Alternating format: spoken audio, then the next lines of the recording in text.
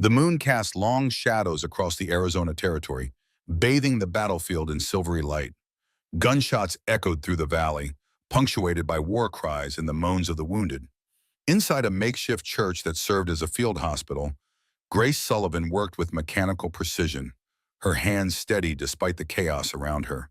Blood stained her apron and sweat plastered strands of auburn hair to her forehead as she pressed a bandage against a young soldier's chest wound. "You'll be fine, Private," she murmured, though his ashen face suggested otherwise. "The bullet missed your heart." At 32, Grace had seen enough battlefield wounds to last several lifetimes.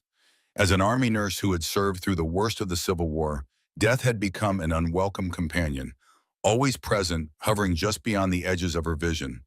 A piercing scream cut through the night, not the guttural cry of a wounded man, but the high-pitched shriek of a child. Grace's head snapped up, her blue-gray eyes widening. She wiped her bloody hands on her apron and rushed toward the church entrance, ignoring the calls of the doctor behind her. Outside, the pale moonlight revealed Lieutenant Caldwell standing over a small figure huddled in the dirt.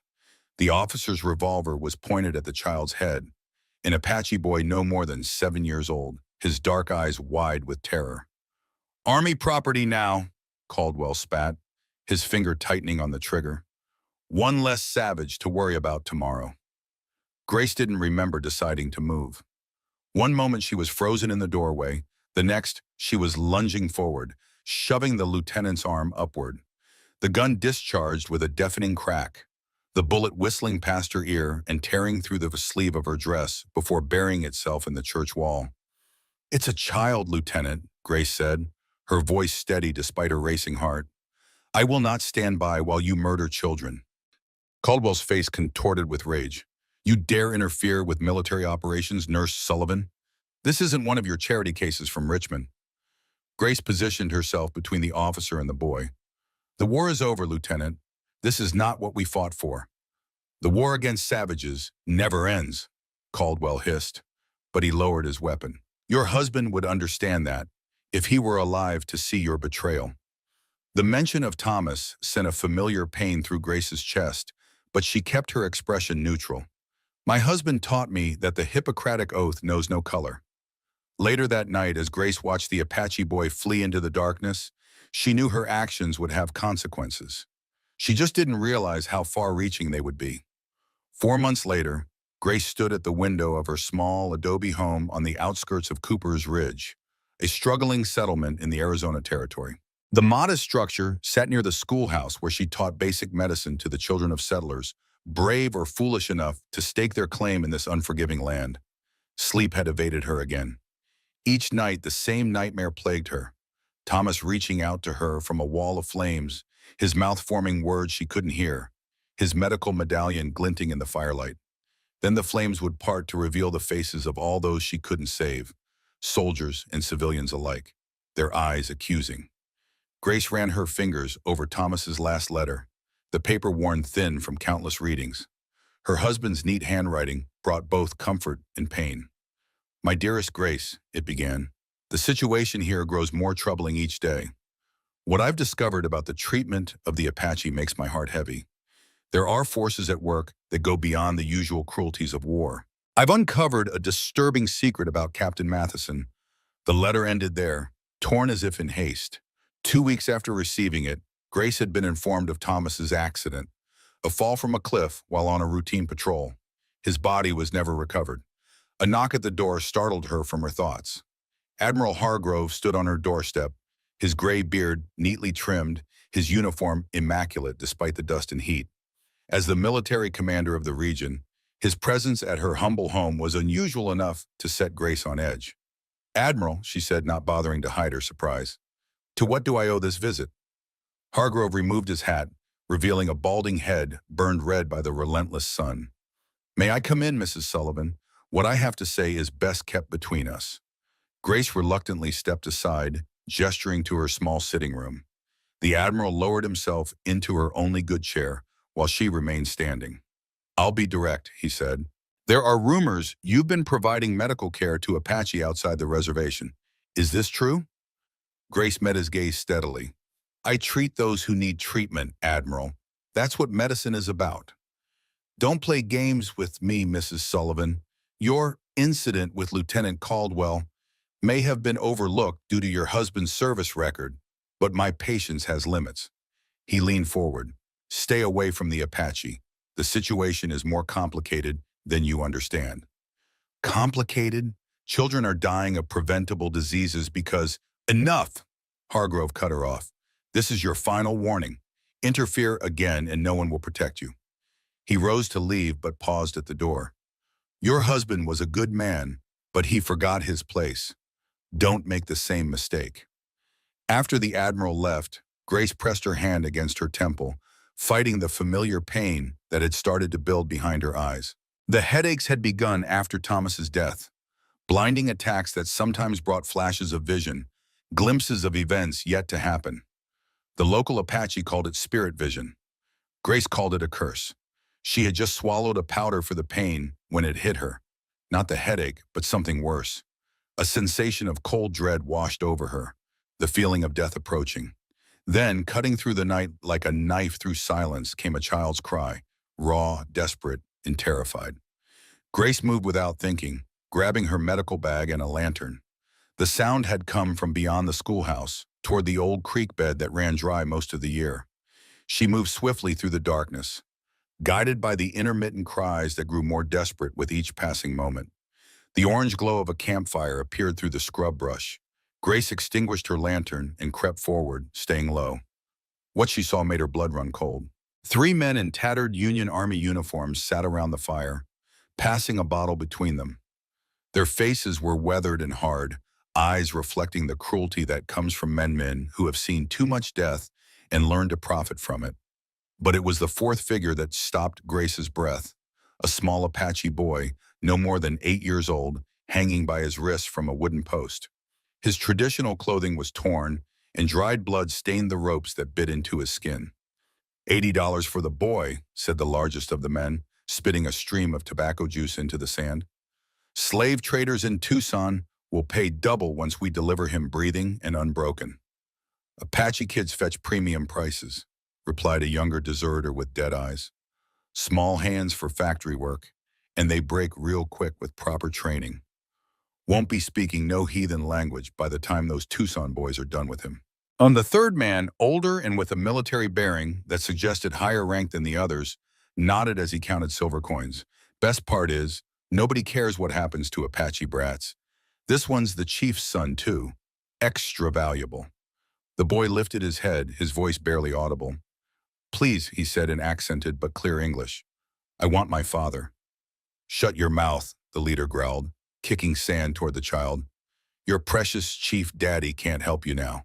We made sure of that when we torched your camp. Grace pressed her hand to her mouth to stifle a gasp. These weren't soldiers. They were deserters turned slave traders, the lowest form of humanity. She studied their faces in the firelight, and recognition hit her like a physical blow. The leader was Matheson, the very same captain mentioned in Thomas's final letter. He had been reported killed in action months ago, yet here he was, very much alive and engaged in human trafficking. Grace retreated silently, her mind racing. She needed to get back to her cabin and think. Confronting 3 armed men alone would be suicide, but leaving that child to his fate was unthinkable. Back in her home, Grace paced the small room, Thomas's letter clutched in her hand. The torn edge seemed to mock her. What had her husband discovered about Matheson? What connection did it have to his death? She unfolded the letter again, focusing on a line she'd read countless times. I've uncovered a disturbing secret about Captain Matheson. The rest was lost, but now Grace wondered if Thomas had discovered Matheson's involvement in slave trading. If so, it would explain why her husband had died in an accident that conveniently left no body. In that moment, staring at the letter, Grace made her decision. Saving the boy wasn't just about doing what was right. It was about uncovering the truth of Thomas's death. Something told her this child was the key to a mystery that had haunted her for months. Grace moved with purpose now, gathering supplies. From her medical cabinet, she extracted a small vial of chloroform and a cloth.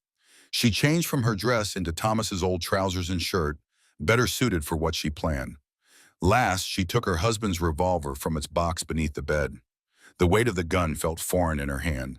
Thomas had insisted she learn to shoot during their time at frontier outposts, but she had never fired it with intent to harm. Tonight might change that. Under the cover of darkness, Grace made her way back to the camp. The deserters were deep in their cups now, the empty bottle lying in the sand. The boy hung limply from his bonds, exhausted from crying. Grace soaked the cloth with chloroform and crept toward the fire. She would have one chance at this. She waited until the younger deserter wandered away to relieve himself, then moved. Matheson sensed her presence a moment too late. As he turned, Grace pressed the chloroform-soaked cloth to his face. He struggled briefly before slumping to the ground. The older deserter reached for his weapon, but the alcohol had slowed his reflexes. Grace struck him with the butt of her revolver, and he collapsed beside his leader. She rushed to the boy, cutting his bonds with Thomas's pocket knife. "I'm here to help you," she whispered, supporting his weight as he fell forward. "Can you walk?" The child looked at her with wary eyes but nodded. "Who are you?" "My name is Grace. I'm a nurse." She helped him to his feet. "What's your name?" "Nahele," he replied, rubbing his raw wrists. "Son of Chief Tokala." A shot rang out and Grace felt a burning pain tear through her shoulder. She turned to see the younger deserter returning with his pistol raised. "Traitor bitch," he slurred, taking aim again. Grace pushed Nahele behind her and raised Thomas's revolver. Her hand trembled as she pulled the trigger. The shot went wide, but it bought them precious seconds to flee into the darkness. "After them!" Matheson's voice roared behind them, consciousness returning too quickly. "She knows too much, and the boy's worth a fortune. Find them!" Grace and Nahele ran blindly into the desert night, her shoulder bleeding freely. The boy tugged at her hand, pulling her away from the path and into the rough terrain. "This way," he whispered. "They will look for tracks on the path." They scrambled through rocky outcroppings, the sound of pursuit growing fainter. Grace's vision began to blur from pain and blood loss, but she forced herself to keep moving. "Why did you save me?" Nahele asked as they paused for breath in the shadow of a large rock. "White people only want to kill us." Grace pressed her hand against her wound, wincing. "Not all of us. My husband believed all lives are precious." "He is dead?" The boy's directness was startling. "Yes. An accident," they said. She met his dark eyes. "But I don't believe it was an accident anymore." Nahele studied her face, then reached into his torn shirt. "I need to stop your bleeding." He pulled out a handful of dried herbs and chewed them quickly before applying the paste to her wound. The pain lessened almost immediately. "My father taught me," he explained, tearing a strip from his clothing to bind the wound. "Medicine man knowledge." "Thank you," Grace said, surprised at the effectiveness of the treatment. "We need to keep moving. Those men will come after us." "Where will we go?" Grace looked out at the vast desert stretching before them, silvered by moonlight. "Away from here, as far as we can." Behind them, Matheson's voice carried on the night wind. "I'll skin you alive, you treacherous woman. There's nowhere in this territory you can hide." Grace knew he was right. They were heading into one of the most unforgiving landscapes on Earth, with limited supplies, a gunshot wound, and 3 killers on their trail. The odds of survival were slim, but as she looked at Nahele's face, determined despite his fear, she felt something she hadn't experienced since Thomas's death. Purpose. "We'll find your father," she promised the boy, hoping it wasn't a lie. "But first, we need to survive the desert." Dawn broke over the Arizona territory, painting the vast landscape in hues of orange and gold. Miles from Cooper's Ridge, Grace and Nahele struggled through the rocky terrain, each step a battle against pain and exhaustion. The desert stretched before them like an endless sea, dotted with saguaro cacti that stood like silent sentinels against the brightening sky. In the distance, heat already shimmered above the sand, promising another scorching day. Grace's wound throbbed with every heartbeat, the makeshift bandage soaked through with blood. Fever had begun to set in, bringing with it a dangerous lightheadedness. She stumbled, and Nahele was quick to steady her. "We need water," the boy said, his voice steady despite the fear in his eyes. "And better medicine for your wound." Grace nodded weakly. "In my bag, antiseptic and proper bandages. But water is more urgent." Nahele scanned the horizon with the practiced eye of one born to this harsh land. There, he pointed to a distant cluster of rocks. "Where birds circle, there is sometimes water." They changed course, moving slowly over the uneven ground. Each step sent spikes of pain through Grace's shoulder, but she gritted her teeth and pressed on. The alternative, capture by Matheson, was unthinkable. By midday, the heat had become a living thing, pressing down on them with malevolent intensity. Grace's lips were cracked, her throat so dry it hurt to swallow. The fever made the landscape waver and dance before her eyes. Not much farther, Naheli encouraged, though the distance to the rocks seemed unchanged. Grace tried to focus on putting one foot in front of the other, but her thoughts kept drifting to Thomas. Had he suffered like this before he died? Had he been alone? The questions that had haunted her for months now took on new urgency in the face of her own mortality. When they finally reached the rock formation, it was Nahele who found the small seep, barely a trickle of water emerging from a crack in the stone and collecting in a shallow depression. It wasn't much, but it meant survival. Drink slowly, Grace instructed, and Nahele cupped his hands to collect water for her. Too much too quickly will make you sick. They took turns drinking and resting in the meager shade of the rocks. Grace used the opportunity to properly clean and dress her wound, teaching Nahele as she worked. Press here to stop the bleeding, she demonstrated. Then clean from the center outward, never back toward the wound. The boy watched with intelligent eyes, absorbing every detail. My people have medicines too, he said. Different, but strong. I believe you. That paste you made earlier helped tremendously. Grace managed a small smile. Perhaps we can teach each other. Nahele's expression remained wary, but he nodded. Why would you want to learn from Apache? Knowledge is knowledge, Grace replied simply. My husband believed we could learn from each other if we just stopped fighting long enough to listen. Your husband, Nahele said hesitantly. Was he a medicine man too? A doctor, yes, Thomas Sullivan. Grace's voice softened at his name. He worked with the army but cared for everyone, soldiers, settlers, native people. He believed healing shouldn't know boundaries. As the day's worst heat began to fade, they prepared to move on. Grace knew Matheson and his men would be tracking them, and staying in one place was dangerous. Which way is your tribe's territory? She asked Nahele. The boy pointed north toward distant mountains that shimmered on the horizon. Many days' journey, we were traveling to winter grounds when the soldiers attacked. Then north we go, Grace decided, though the mountains looked impossibly far away. One step at a time, they continued their journey as the sun began its descent, casting long shadows across the desert floor. Grace's fever worsened as night approached, bringing with it a bone-deep chill despite the lingering heat. That night, huddled in a shallow cave formed by wind-eroded rock, Grace fell into delirious dreams. She saw Thomas standing before her, his medical medallion gleaming in moonlight, his lips forming words she couldn't hear. Behind him loomed Matheson, a knife in his hand, shadows writhing around him like living things. She woke with a start to find Nahele watching her, concern evident in his young face. You talked in your sleep, he said. About shadows and a man named Thomas. Grace sat up, wincing at the pain in her shoulder. Just dreams. No. Nahele shook his head firmly. Spirit visions. My grandmother had them too. She could see death coming. A chill ran through Grace that had nothing to do with her fever. She had never spoken to anyone about the visions that sometimes accompanied her headaches. Glimpses of events yet to occur, warnings of danger that made no logical sense. It's just the fever, she insisted. Nahele regarded her skeptically, but didn't argue. Instead, he offered her the last of their water. We need to find more tomorrow, he said, and food. Grace nodded, knowing their situation was growing desperate. Even if they evaded Matheson, the desert itself was a merciless enemy. Without supplies, their chances diminished with each passing hour. Tell me about your father, she said, hoping to distract both of them from their dire circumstances. Your English is very good. Did he teach you?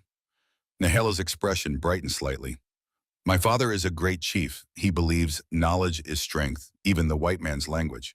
He says understanding your enemy is the first step to defeating them. The boy paused, studying her face, but you do not seem like an enemy. I'm not, Grace assured him. I just want to help you get home. Why, babe? The direct question caught her off guard. Why risk your life for an Apache? Grace considered her answer carefully. Because it's right, she said finally. And because I'm tired of watching people suffer when I could do something about it. Maybe saving you is a way to make up for all the times I remain silent. Nahele accepted this with a thoughtful nod. Tomorrow we will reach the dry river, he said. There might be water underground. Apache know how to find it. Then I'm fortunate to have an Apache guide, Grace replied, managing a smile despite her pain. As Nahele drifted to sleep, Grace remained awake, watching the stars wheel overhead. Out in the vastness of the desert, with only a child for companionship and killers on her trail, she should have felt utterly alone. Instead, she felt a strange peace. For the first time since Thomas's death, her path was clear. Whatever secrets Matheson was hiding, whatever had happened to her husband, this journey was bringing her closer to the truth. She touched the wound in her shoulder, throbbing with infection despite her best efforts to clean it. If she didn't survive, at least she would die, knowing she had finally acted instead of merely witnessing injustice. Morning brought new challenges. Grace's fever had broken, but weakness remained. They had no food and only the moisture they could extract from cactus flesh. Nahel proved adept at finding edible plants and insects, but such meager fare provided little strength for the journey ahead. They reached the dry riverbed by midday, a wide, sandy channel cutting through the landscape like a pale scar. Nahele immediately began to dig, explaining that water often flowed beneath the surface even when the riverbed appeared dry. While the boy worked, Grace kept watch, scanning the horizon for signs of pursuit. The vast emptiness of the desert made her feel exposed, vulnerable. Matheson could be anywhere. Water! Nahele's triumphant cry drew her attention back to the hole he had dug. Sure enough, moisture was seeping into the bottom of the depression. They drank gratefully and refilled the small canteen from Grace's medical bag. The water tasted of earth and minerals, but it was wet, and that was all that mattered. As they rested in the scant shade of the riverbank, Nahele suddenly tensed, his head cocked to one side. "What is it?" Grace whispered, hand moving to the revolver at her side. "Horses," the boy replied, his voice barely audible. Coming from the south. Grace strained her ears but heard nothing. Still, she trusted the boy's senses, honed by a life in the wilderness. "How many?" "3, maybe 4. Nahele was already gathering their few possessions. "We must hide!" They scrambled up the bank, looking desperately for cover in the exposed landscape. A cluster of boulders 100 yards away offered their only hope. "Go," Grace urged, pushing the boy ahead. "I'll be right behind you." Nahele hesitated. "Your wound will slow you down." "I'll manage. Now go." They made it to the boulders just as the riders appeared on the horizon, 3 men on horseback, moving at a steady pace along the riverbed. Even at a distance, Grace recognized Matheson's broad-shouldered figure leading the group. "They're tracking us," she whispered, watching as the men dismounted at the spot where they had dug for water. "They know we were here." Matheson knelt, examining the disturbed sand. His voice carried across the still desert air. "Fresh. They can't be more than an hour ahead." One of the other deserters spat into the sand. "Why bother with the woman? She's probably dead from that wound by now. Let's just find the boy and collect our money." "The woman knows things," Matheson replied, his tone ominous. "Things about operations that can't come to light. Besides, I owe her for what her husband tried to do." Grace's breath caught. Here was confirmation of what she had suspected. Matheson had something to do with Thomas's death. "What did he mean?" Nahele whispered. "About your husband?" "I don't know," Grace admitted, though a cold certainty was forming in her gut. "But I intend to find out." They remained hidden as the deserters continued their search, hearts pounding as the men came within yards of their hiding place. Finally, Matheson made a decision. They're heading north, toward Apache territory. We'll cut across the eastern ridge and intercept them. They won't survive another day in this heat anyway. The riders mounted and galloped away, kicking up a cloud of dust that hung in the air long after they had disappeared. "That was too close," Grace breathed, slumping against the rock. The brief burst of energy that fear had provided was fading, leaving her drained and dizzy. Nahele studied her with concern. "You need real medicine. The wound is making you sick." Grace couldn't argue. Despite her training and care, the bullet wound was infected. Without proper treatment, sepsis would set in, and death would follow. "We need to keep moving," she insisted, struggling to her feet. They'll be back once they realize they've lost our trail. Naheli supported her as they continued their journey, now veering slightly eastward to avoid the route Matheson had taken. The boy's strength and resilience amazed Grace. Despite his ordeal, he remained focused and determined. As the sun began to set on their second day in the desert, Grace's condition deteriorated rapidly. The fever returned with a vengeance, bringing with it vivid hallucinations. She saw Thomas walking beside her, his face grave as he pointed toward the mountains. She saw Matheson standing over a mass grave filled with Apache bodies. She saw Nahele, older, standing between two worlds, a bridge between cultures. "Stay with me," the boy urged, his voice seeming to come from very far away. "We will find shelter for the night." Grace struggled to focus on his voice, to anchor herself in reality. "Tell me about your home," she managed, needing the distraction. "What is it like?" As they stumbled forward, Nahele described his people's hidden canyon, where clear streams flowed year-round and pine trees offered shade from the summer heat. He spoke of his father, Chief Tokala, a wise leader respected by all tribes in the region. He described the ceremonies and traditions that bound his community together, his voice growing more animated as he spoke of what he loved. "It sounds beautiful," Grace murmured, her steps faltering. "I hope I can see it someday." "You will, Nahele promised, though they both knew her chances were growing slimmer by the hour. That night, sheltered in a small ravine, Grace's fever peaked. She drifted in and out of consciousness, each awakening briefer than the last. Nahele remained by her side, using his limited knowledge of healing plants to create poultices for her wound. During one moment of clarity, Grace fumbled with the buttons of her shirt. "Inside pocket," she gasped. "Thomas's letter. Take it." Nahele retrieved the worn paper, looking at it uncertainly. "I cannot read your words," he admitted. "It's evidence," Grace explained, her voice weak. "If I don't survive, find someone who can read it. It might explain why Thomas died, why Matheson is hunting us." The boy tucked the letter carefully into his own clothing. "You will survive," he insisted. "The Seeing Mother cannot die in the desert." Seeing Mother? Despite her condition, Grace was curious about the name. "It is what my people would call you. One who sees beyond, past and future. A rare gift." Nahele's young face was solemn in the moonlight. "My grandmother had it too." Grace wanted to deny it, to explain away her visions as fever dreams or coincidence. But here, facing death in the wilderness, such denials seemed pointless. "If I have this gift," she whispered, "why couldn't I save Thomas? Why didn't I see his death coming?" "The visions show what they wish to show," Nahele replied with a wisdom beyond his years. "Not what we wish to see." Grace drifted back into unconsciousness, Thomas's face hovering at the edges of her vision. This time, though, he wasn't trying to speak to her. He was pointing insistently at something, a small leather-bound book as she had never seen before. When she woke again, the first light of dawn was breaking over the eastern horizon. Her fever had broken during the night, leaving her weak but clear-headed.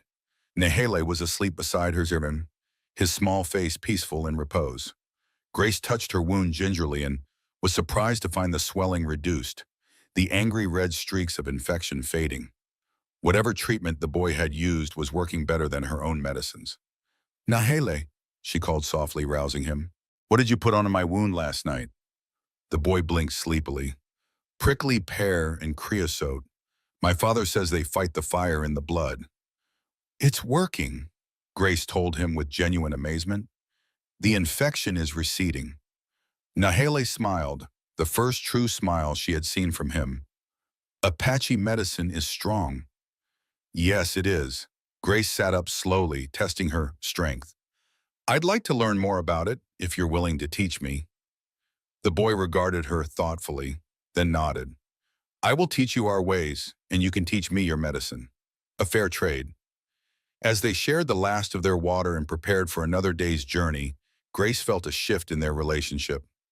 The wary distrust was giving way to something else, a tentative alliance born of shared danger and mutual respect. "How many more days to your people's territory?" she asked as they set out. "At this pace, many days," Nahele admitted. "The mountains are still far." Grace looked at the distant peaks, shimmering in the morning light. They seemed no closer than they had 2 days ago, but she refused to let despair take hold. "Then we keep walking," she said simply, "one day at a time." As they trekked across the unforgiving landscape, Grace began to notice changes in herself beyond her physical condition. The constant vigilance required for survival in the desert had sharpened her senses. She found herself noticing details she would have missed before: the subtle signs of water nearby, the tracks of desert creatures, the minute changes in vegetation that indicated what lay ahead. More significantly, her relationship with the spirit vision was changing. What she had once dismissed as hallucinations or coincidence now seemed to have purpose and meaning. When a sudden headache struck and she saw an image of rattlesnakes in their path, she changed their route without hesitation. An hour later, they came upon the sun-bleached skeleton of a traveler, surrounded by rattlesnake holes. Naheli had simply nodded knowingly but said nothing, his silence more impactful than any words. Naheli gave her a knowing look but said nothing. On their fourth day, they discovered a small spring nestled among rocks, providing not only water, but also shelter from the relentless sun. The boy showed Grace how to set snares for desert hares, and that night they ate their first real meal since fleeing Cooper's Ridge. As they sat by their tiny fire, bellies fuller than they had been in days, Nahele asked the question that had clearly been troubling him. "Why did the yellow hair man say he owed you for what your husband tried to do?" Grace stared into the flames, considering her answer. Thomas was investigating something before he died, something involving Captain Matheson. "I don't know exactly what it was, but I believe it got him killed." "They said it was an accident?" "Yes, a fall from a cliff during a patrol." Grace's voice was bitter. "But they never found his body, and now I wonder if there ever was a search." Naheli was silent for a long moment, then reached into his shirt and withdrew a small object. "I have something to show you," he said hesitantly. "I did not know if I could trust you before." He held out his hand, and in his palm lay a small medallion on a leather cord, a caduceus, the symbol of medicine, identical to the one Thomas had always worn. Grace's heart seemed to stop. "Where did you get this?" "From the yellow hair man who saved my mother," Nahele replied quietly. "When I was born, there were complications. A white doctor came to our camp in secret. He helped my mother when our medicine woman could not." The boy's voice was soft with remembered stories. "He gave me this, said to keep it safe, said it would protect me." Grace took the medallion with trembling hands, turning it over to find the initials TS engraved on the back. "Thomas Sullivan," she whispered. "This was my husband's." "He was a good man," Nahele said. "My mother said he came many times to help our people when they were sick, always in secret." The pieces began to fall into place in Grace's mind. Thomas hadn't just been treating Apache patients. He had formed relationships, gained their trust. And in doing so, he must have discovered something damning about Matheson and his operations. "Did Thomas ever mention a journal, a small book with notes?" Grace asked, remembering her fever dream. Nahele's eyes widened. "Yes, he gave it to me for safekeeping, just before the soldiers came. Said if anything happened to him, I should give it to a woman with red gold hair." He studied her face. "I think he meant you." "Where is it now?" Grace's heart was racing. "Hidden in a cave near our camp." Nahele looked apologetic. "I could not carry it when the soldiers took me." Grace felt a surge of hope. If Thomas had documented whatever he'd discovered about Matheson, that journal could be the key to exposing the truth. "Then we have even more reason to reach your people," she said with renewed determination. "That journal might contain evidence of crimes that go beyond what we've seen." Nahele nodded solemnly. "My father will help us." He respected the yellow-haired doctor. As they settled down to sleep, Grace clutched Thomas's medallion, feeling closer to him than she had in months. Whatever secrets Matheson was hiding, whatever had happened to her husband, she was on the path to discovering the truth. And if her spirit vision was indeed real, perhaps it had led her to this boy for a reason. "Thank you for showing me this," she told Nahel softly. "It means more than I can say." The boy smiled sleepily. "My father says nothing in the desert happens by chance. The spirits brought you to me for a purpose." "Perhaps they did," Grace murmured, looking up at the vast canopy of stars overhead. For the first time since Thomas's death, She felt the weight of isolation lifting from her shoulders. In this harsh wilderness, pursued by killers, she had found an unexpected ally, and possibly a path to justice. The days that followed fell into a rhythm of survival. Grace's strength returned gradually, aided by Nahele's knowledge of desert medicine. The boy proved to be an exceptional teacher, patient but insistent that she learn properly. No, like this, he would demonstrate, showing her how to extract moisture from certain cacti or how to identify plants with medicinal properties. Feel the texture. Smell it first. In return, Grace taught him about germ theory, wound care, and the basics of human anatomy. Nahele absorbed the knowledge eagerly, his quick mind making connections between her scientific approach and his people's traditional healing practices. Not so different, he observed one evening as they treated a minor cut on his arm. Your medicine looks for tiny enemies in the blood. Our medicine drives out bad spirits. Maybe they are the same thing with different names. Grace smiled at his insight. Maybe they are. The best healers keep an open mind. By their 10th day in the desert, they had developed a bond that transcended their differences in age, culture, and experience. Nahele no longer flinched when Grace reached out to adjust his splinted wrist, injured during a fall. Grace found herself adopting Apache terms for plants and landmarks, the foreign words becoming familiar on her tongue. They were making good progress toward the northern mountains, but Grace knew Matheson hadn't given up. Twice they had spotted dust clouds on the horizon that suggested riders moving parallel to their route. Each time they had hidden until the danger passed. On the morning of the 20th day, they discovered a cave formed by wind-eroded sandstone, offering shelter from both the sun and potential pursuers. Inside, the temperature was significantly cooler, a blessed relief from the punishing heat. As they settled in to rest during the hottest part of the day, Nahele reached into his shirt and withdrew a small object wrapped in rabbit skin. I have been waiting for the right time, he said, a hint of nervousness in his voice. I think now is that time. He unwrapped the bundle to reveal a small leather-bound book, its cover worn but intact. Thomas's journal, Grace breathed, taking it with reverent hands. You had it all along? Nahele nodded. I took it from its hiding place before the soldiers came. I kept it close, as he asked me to. Grace opened the journal with trembling fingers, recognizing her husband's neat handwriting. The earliest entries were routine medical notes, patient conditions, treatments, supply inventories. But about halfway through, the tone changed dramatically. June 12, 1875.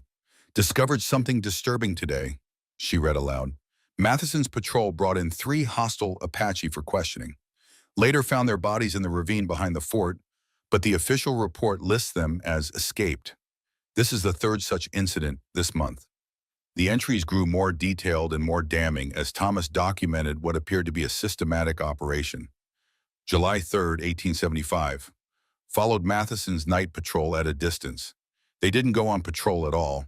Instead, they met with men I didn't recognize at the old trading post. Goods exchanged hands, including chain. Overheard mention of merchandise being transported to Mexico. And then, the entry that made Grace's blood run cold. July 28, 1875. It's worse than I imagined. Operation Shadow is not just Matheson. Admiral Hargrove is involved, along with at least 3 other officers. They're not just capturing Apache for slave trade, they're planning something bigger. Heard mention of clearing the territory and water supplies. Need more evidence before taking this to Washington. The final entry was dated September 10th, just days before Thomas's reported death. Meeting with Chief Tokala tonight. He's been documenting disappearances from multiple tribes. Together, we might have enough evidence to expose this.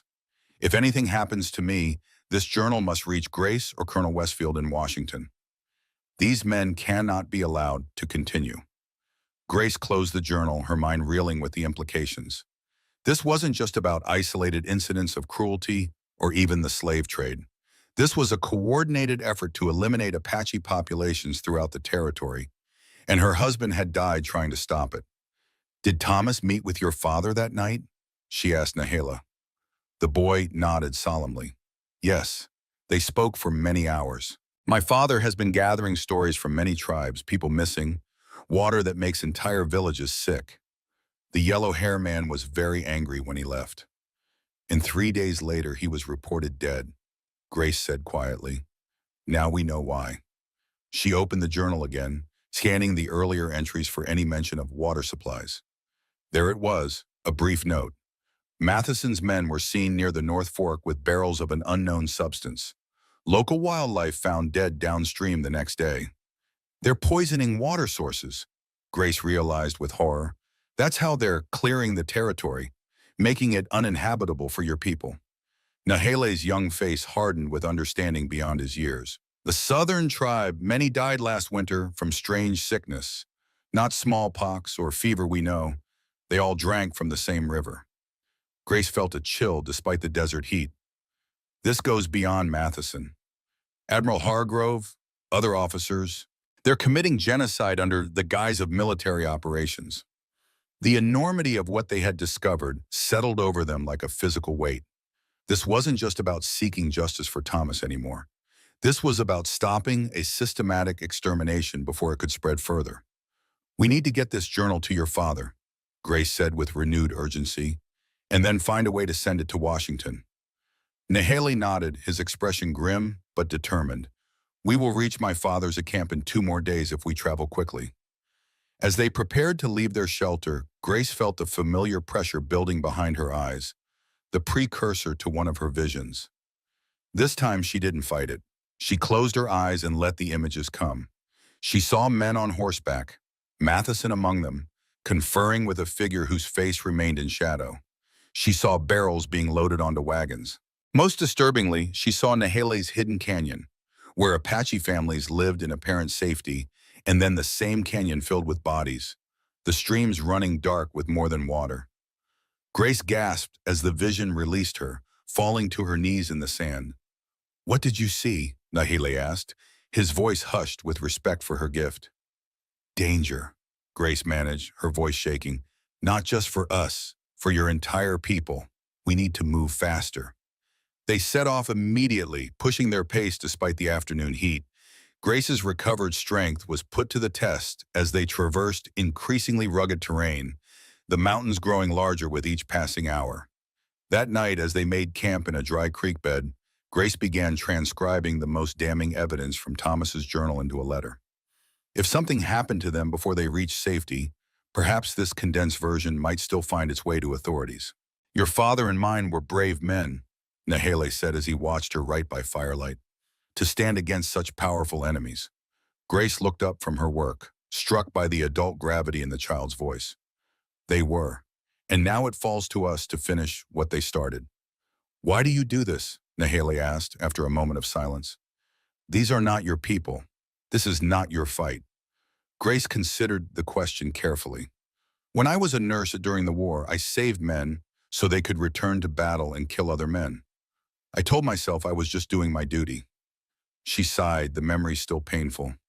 "After the war, I promised myself I would never again be complicit in death. I would use my skills only to heal. But staying silent in the face of evil is its own form of complicity." Nahele seemed to accept this answer, nodding thoughtfully. "My father says that true courage is not absence of fear, but action despite fear." "Your father sounds like a wise man," Grace said with a smile. "I look forward to meeting him." As they settled down to sleep, Grace clutched Thomas's medallion, drawing comfort from the tangible connection to her husband. Tomorrow they would continue their journey north, carrying evidence that could expose a conspiracy reaching to the highest levels of the territorial command. What she didn't know was that Matheson was much closer than they realized, and that their most dangerous days still lay ahead. The 35th day in the desert dawned with an ominous stillness. No breeze stirred the scrub brush, no birds called in the early light. Grace and Nahele had reached a shallow creek bed, one of the few in the region that still held water year-round, fed by underground springs from the mountains they were now approaching. Grace knelt by the water, filling their canteen, while Nahele gathered edible plants nearby. The past 2 weeks had transformed them both. Grace's skin had darkened under the relentless sun, her once soft hands now calloused and strong. The wound in her shoulder had healed into a puckered scar, a permanent reminder of the night she had chosen action over safety. Nahele had changed too. The frightened boy she had rescued was now a confident young survivor, moving through the desert with the natural grace of one born to this harsh land. He had become not just her guide, but her teacher, sharing generations of Apache wisdom that had allowed them to survive where many would have perished. The mountains are close now, Nahele said, returning with a handful of prickly pear fruit. We should reach the hidden pass by tomorrow. Grace nodded, squinting at the rugged peaks that dominated the northern horizon. After weeks of seeming no closer, the mountains now loomed large, promising safety and answers. But first, they had to cross the exposed terrain of the creek bed, a dangerous proposition when being hunted. We should move quickly, she said, scanning the southern horizon. This is the most vulnerable we've been in days. They ate a hasty breakfast of desert plants and the last of their jerky, a precious commodity Nahele had procured from a jackrabbit 2 days earlier. As they prepared to leave, Grace felt the familiar pressure building behind her eyes. Wait, she whispered, pressing her fingers to her temples. The vision came in flashes, riders approaching from the east, not the south as they had expected. Matheson's face contorted with rage, the glint of sun on a rifle barrel. When the pressure subsided, Grace grabbed Nahele's arm. They're coming, from the east, along the ridge. We need to hide. The boy didn't question her spirit vision. They had both learned to trust these warnings over the past weeks. He pointed to a cluster of boulders near the creek bend. There, we can see them coming, but they won't see us. They hurried to the shelter of the rocks, crouching low as they settled into position. Grace withdrew Thomas's revolver, checking that all chambers were loaded. She had become a better shot during their journey, though the thought of taking a life still troubled her. I hear them, Nahele whispered, his keen ears picking up sounds still imperceptible to Grace. Minutes later, she heard it too, the rhythmic thud of hooves on hard-packed earth, the jingle of tack and equipment. 3 riders appeared on the eastern ridge, just as her vision had shown. Matheson led the group, his broad-shouldered silhouette unmistakable, even at a distance. Beside him rode a younger man Grace recognized as Reed, one of the deserters from the night of their escape. The third rider was unfamiliar, taller than the others, with the straight-back posture of military training. They're heading for the water, Grace observed as the riders descended toward the creek bed. If we stay quiet, they might pass us by. The men dismounted where Grace and Nahele had been just minutes earlier. Matheson knelt by the creek, examining the ground with the practiced eye of an experienced tracker. Fresh tracks, his voice carried in the still morning air. Small boot print, the woman, and here the boy's moccasin.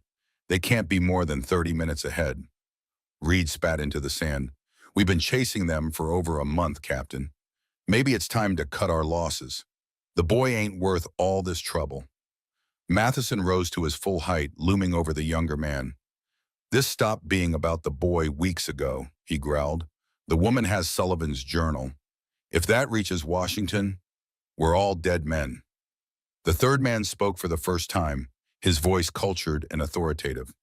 Captain Matheson is right. Admiral Hargrove was explicit. Neither the woman nor any evidence she carries can be allowed to reach civilization. Operation Shadow is too important to be compromised by a meddling nurse and a half-breed child. Grace's blood ran cold at the confirmation that her suspicions were correct. This wasn't just about slave trading or even Thomas's murder. This was about covering up Operation Shadow, the systematic poisoning of Apache water sources. Beside her, Nahele tensed, his hand inching toward the knife at his belt. Grace placed a restraining hand on his arm, shaking her head in silent warning. 3 armed men against a woman and a child were not odds in their favor. We'll continue along the creek, Matheson decided. They'll need water, so they won't stray far from it. By nightfall, we'll have them. As the men remounted and continued downstream, Grace released a breath she hadn't realized she was holding. That was too close, she whispered. Who was the tall man? Nahele asked. I don't know, Grace replied, but he's clearly part of Operation Shadow. And he mentioned Admiral Hargrove directly, just as Thomas suspected. They remained hidden until the riders disappeared around a bend in the creek, then emerged cautiously. We can't follow the water now, Grace said, studying the terrain. It's too risky. Nahele nodded in agreement. There is another way, harder with less water but safer from eyes that watch the creek. Lead on, Grace said, trusting the boy's knowledge of the land. They set off perpendicular to the creek, heading into a region of broken shale and wind-carved stone formations. The going was difficult. Loose rock threatened to turn an ankle with each step, and the heat reflected off the pale stones with brutal intensity. But the irregular terrain offered countless hiding places and would make tracking them nearly impossible. By midday, thirst had become their most pressing concern. The water in their canteen was nearly gone, and the desert plants in this region held little moisture. Grace rationed what remained, allowing them each a small sip every hour. "Will we find water before nightfall?" she asked Nahili, trying to keep the worry from her voice. The boy studied the landscape ahead, his expression unreadable. "Yes," he said finally, "if we reach the red cliffs before sunset. There is a small spring hidden there, known only to Apache." Grace nodded, focusing on placing one foot in front of the other. The past weeks had taught her to trust Nahele's knowledge implicitly. If he said there was water ahead, then there was. As they navigated the difficult terrain, Grace's thoughts turned to what they had overheard. Matheson and his companions were clearly desperate to recover Thomas's journal before it could expose their crimes. The mention of Admiral Hargrove confirmed the conspiracy reached the highest levels of territorial command, which explained why Thomas had planned to take his evidence directly to Washington. "Nahele," she said as they paused in the shade of a tall rock formation, "when we reach your father's camp, how quickly could a messenger reach the nearest telegraph station?" The boy considered the question. 3 days hard ride to the trading post at Echo Canyon. From there, messages can be sent east." Grace nodded, calculating. If they reached the Apache camp tomorrow, and if Chief Takala agreed to help them, they could have Thomas's evidence on its way to Washington within a week. But that was assuming they evaded Matheson and his men, and assuming the hidden Apache camp remained undiscovered. As the sun began its descent toward the western horizon, they reached the red cliffs Nahele had mentioned. The massive sandstone formation rose from the desert floor like the wall of an ancient fortress, glowing crimson in the late afternoon light. "This way," Nahele said, leading her along the base of the cliff to a narrow fissure, almost invisible unless viewed from a specific angle. "We must go single file. Watch your head." Grace followed the boy into the crevice, ducking to avoid low-hanging rock. The passage twisted through the cliff, at times so narrow she had to turn sideways to proceed. After about 50 yards, it opened into a small grotto, where a trickle of water seeped from the rock wall, collecting in a shallow basin worn into the stone. "Apache have used this place for generations," Nahele explained as Grace drank gratefully from the cool spring. "It never runs dry, even in the hottest summers." The grotto offered not just water but complete shelter, hidden from outside view and protected from the desert's temperature extremes. For the first time in weeks, Grace felt truly safe. As darkness fell, they made a small fire from dried brush, careful to keep it small enough that no smoke would escape the hidden chamber. By its flickering light, Grace examined Thomas's journal again, reviewing the entries about Operation Shadow. "According to this," she told Nahele, "Matheson and Hargrove have been targeting water sources for at least 6 tribes in the territory. The southern waterways were contaminated last winter, resulting in what they called significant population reduction." Nahele's young face hardened. "I heard the stories. Many died, including children and elders. They called it the wasting sickness. Fever, vomiting blood, death within days. Classic symptoms of arsenic poisoning," Grace said grimly. "And according to Thomas's notes, they were planning to expand the operation to northern territories this winter, including your father's lands." "Then we must warn him," Nahele said, his voice tense with urgency. "The winter camp depends on the valley streams." Grace nodded, understanding the stakes. This wasn't just about justice for Thomas anymore. It was about preventing a massacre. As they settled down to sleep, Grace found herself studying Nahele's face in the dying firelight. Over the past weeks, she had come to care deeply for this brave, intelligent child who had taught her so much about survival, both physical and spiritual. The thought of him losing his family, his entire community, to Hargrove's genocidal plan was unbearable. "We'll reach your father tomorrow," she promised softly. "We'll stop this, Nahele." The boy nodded, his dark eyes reflecting the last embers of the fire. "The seeing mother will help us," he said with quiet confidence. "The spirits guided you to me for this purpose." Grace touched Thomas's medallion, now hanging around her neck. The gift that had once frightened her had become a strange comfort in this wilderness. Whatever its source, divine guidance or heightened intuition born of trauma, it had kept them alive thus far. Perhaps that was all that mattered. She touched Thomas's medallion, now hanging alongside her own locket. "Get some rest," she told Nahele. "Tomorrow will test us both." Dawn broke with his promise of another scorching day. Grace and Nahele left the safety of the grotto early, knowing they needed to cover significant ground before the worst heat descended. According to Nahele, they were less than a day's journey from the hidden pass that would lead them to his father's camp. But that day would take them through exposed terrain where Matheson's group could easily spot them. "We must be careful here," Nahele warned, as they emerged from the shelter of the red cliffs. "The ridge above gives clear views in all directions. If they are watching, they will see us." Grace scanned the ridgeline nervously but saw no movement. "We'll stay low and move quickly," she decided. "The sooner we're past this open ground, the better." They set off across the valley floor, keeping close to what little cover the scattered vegetation provided.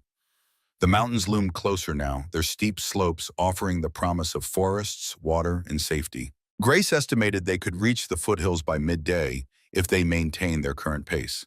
They had covered perhaps 2 miles when Nahele suddenly froze, his head cocked to one side. "Horses," he whispered, "coming fast." Grace strained her ears but heard nothing. She had learned to trust the boy's senses, however, and immediately looked for cover. The terrain offered little: a few creosote bushes, a shallow depression where water might run during the rare desert rains. There, she pointed to a cluster of barrel cacti about 50 yards ahead. "It's not much, but it's all we have."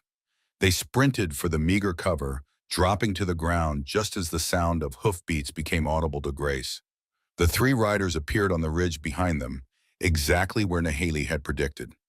Matheson led the group with the younger deserter and what appeared to be a man of military rank flanking him. They surveyed the landscape with the deliberate patience of experienced hunters. "If they look down," Grace breathed, "we're finished." Nahele's expression was grim but determined. "They have not seen us yet," he whispered, "but they will check this valley. It is the natural path to the mountains." Grace calculated their options quickly. The cacti provided minimal concealment, effective only if the riders remained on the ridge. If they descended to the valley floor, discovery was inevitable. "We need a diversion," she decided. Nahele nodded in understanding. From his belt, he took a small object Grace recognized as a fire striker, a piece of flint and steel bound together, used to create sparks. "The brush on the far side," he said. "It will catch quickly in this heat." Grace hesitated. "A fire could spread out of control." "It will draw them away from us," Nahele countered. "And rain came 3 days ago. The ground will stop it spreading too far." It was a desperate plan, but they had few alternatives. Grace nodded her agreement. Nahele whispered a brief prayer in Apache, then struck the flint against steel, directing the sparks toward a patch of dry brush about 20 yards distant. The tinder caught immediately, tiny flames licking upward. Within moments, a column of smoke began to rise. The effect on the riders was immediate. Their attention snapped to the growing fire, and after a brief consultation, they spurred their horses toward it, descending from the ridge in the opposite direction from where Grace and Nahele hid. "Now," Grace whispered, "while they're distracted." They abandoned their hiding place, running low and fast toward the mountain foothills. The smoke from the diversion fire would provide additional cover for a short time, but they needed to reach the shelter of the higher terrain before Matheson realized the deception. Grace's lungs burned as they sprinted across the open ground, her legs protesting after weeks of walking. Beside her, Nahele moved with the easy grace of youth, adapting his pace to stay with her. They had almost reached the first gentle slopes of the foothills when a shout echoed across the valley. Matheson had spotted them. "Run," Grace urged, pushing Nahele ahead as she turned to face the threat. The riders were already galloping toward them, closing the distance rapidly. She withdrew Thomas's revolver and took aim at the nearest horse, not to kill the animal, but to slow the pursuit. Her first shot went wide, but the second struck the ground just in front of the younger deserter's mount. The horse reared in panic, throwing its rider before bolting away across the desert. One down, but 2 still approached. Grace, Nahela called from ahead. This way! She turned to see him gesturing toward a narrow ravine cutting into the hillside, a natural funnel that would force the horsemen to dismount if they pursued. It was their best chance. Grace fired once more to slow the remaining riders, then ran for the ravine.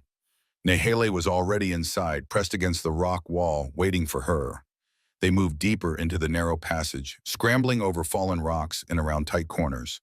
Behind them, they heard Matheson's voice echoing off the stone walls. Dismount!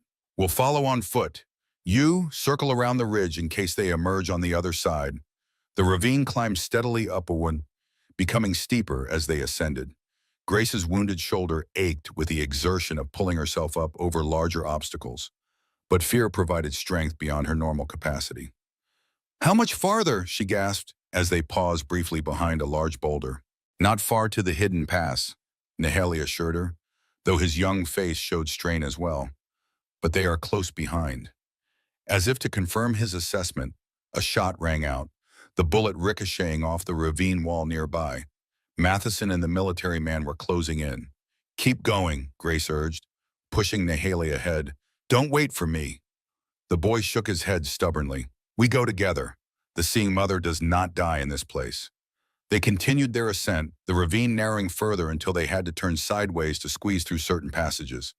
This would slow their pursuers, but it also limited their own options for escape. After what seemed like an eternity of climbing, the ravine opened suddenly onto a small plateau, sheltered by overhanging rock. A narrow trail led upward from there, winding between massive boulders toward what appeared to be a sheer cliff face. The hidden pass, Nahela explained, pointing to a barely visible fissure in the seemingly solid wall of rock.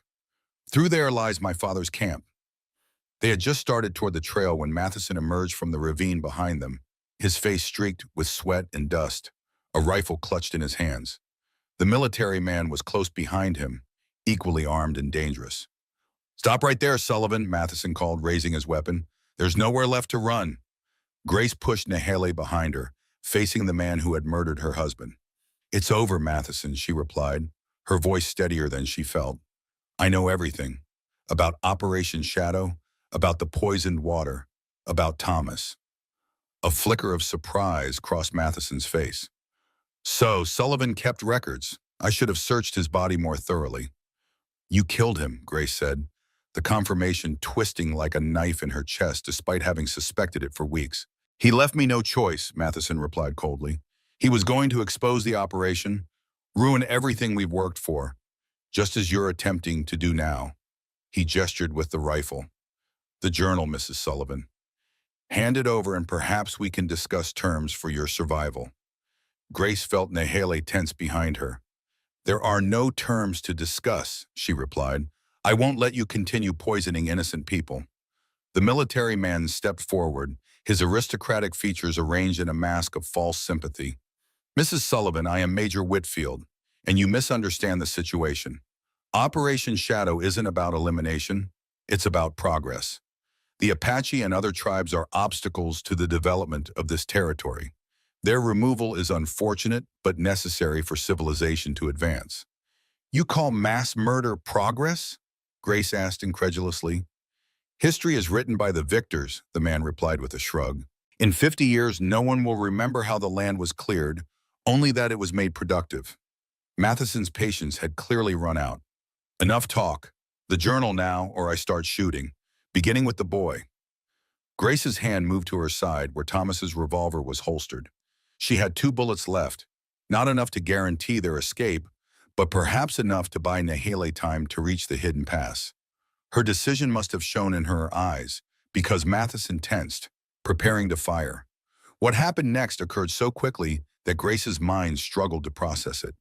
An arrow appeared as if by magic in Matheson's shoulder, causing him to drop his rifle with a cry of pain.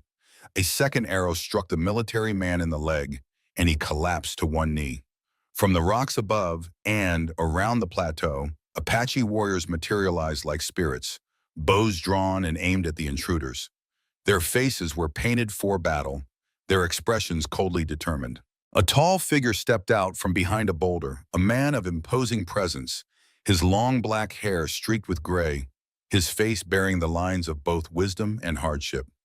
Around his neck hung an elaborate necklace of bear claws and silver, marking him as a person of high status. "Father!" Nahele cried, rushing forward.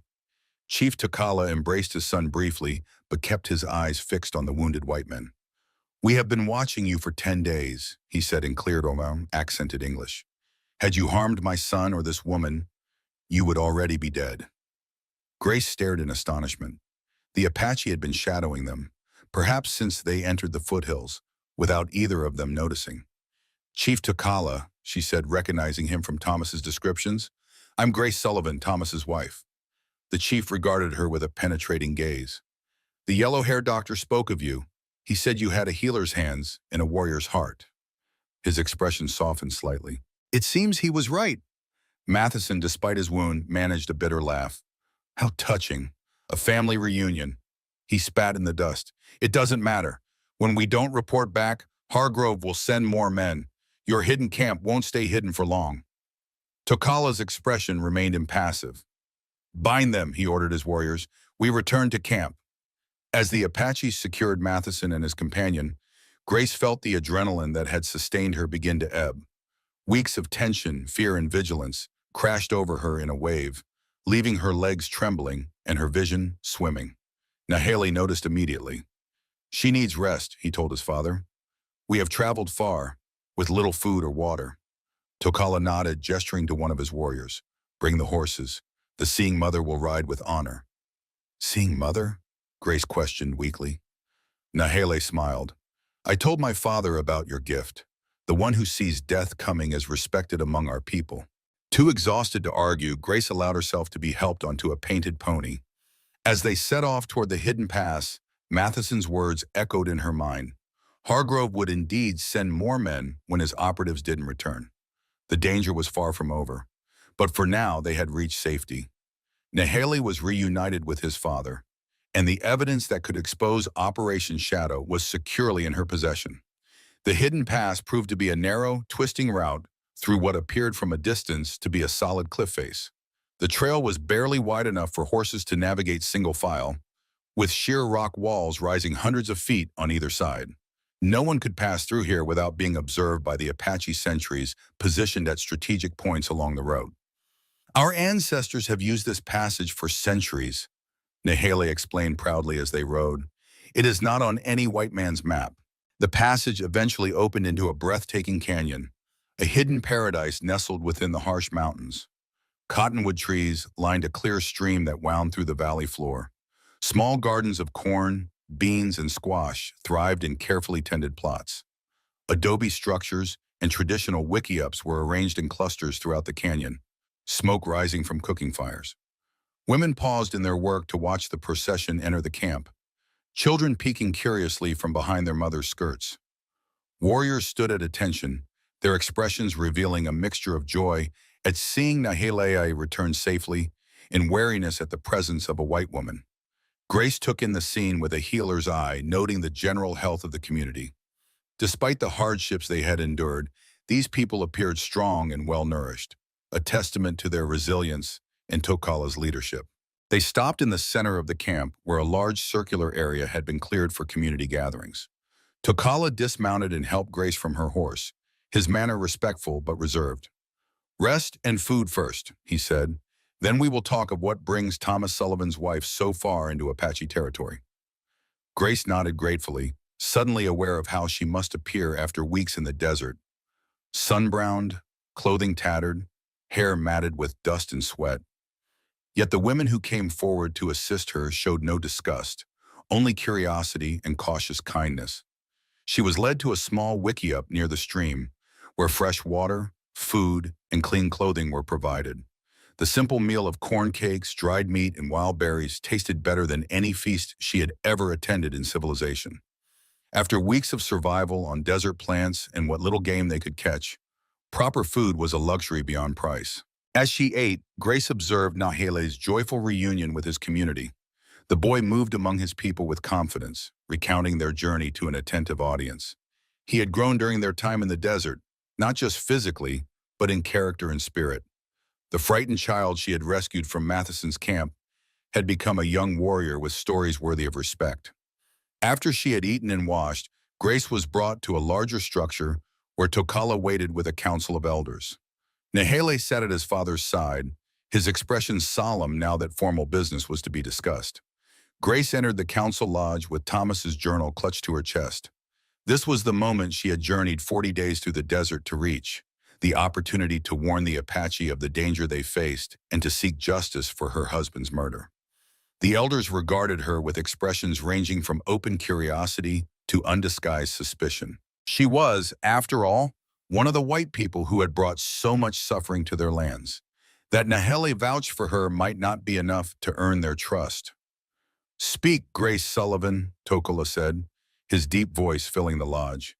"Tell us why you risked death to bring my son home, and why soldiers hunt you across the desert."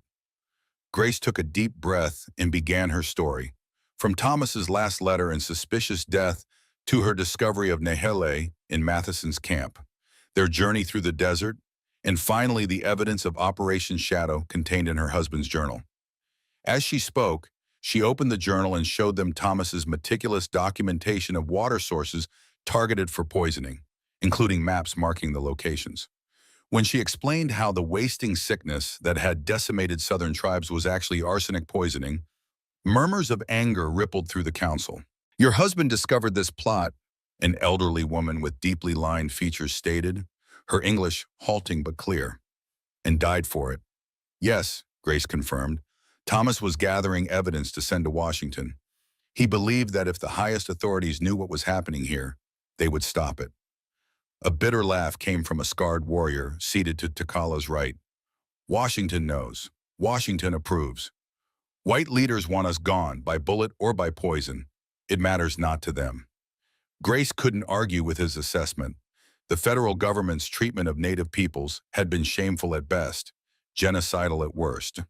But she had to believe there were still people of conscience who would act if presented with irrefutable evidence. "Some will listen," she insisted. "Not all white men think alike, just as not all Apache are the same.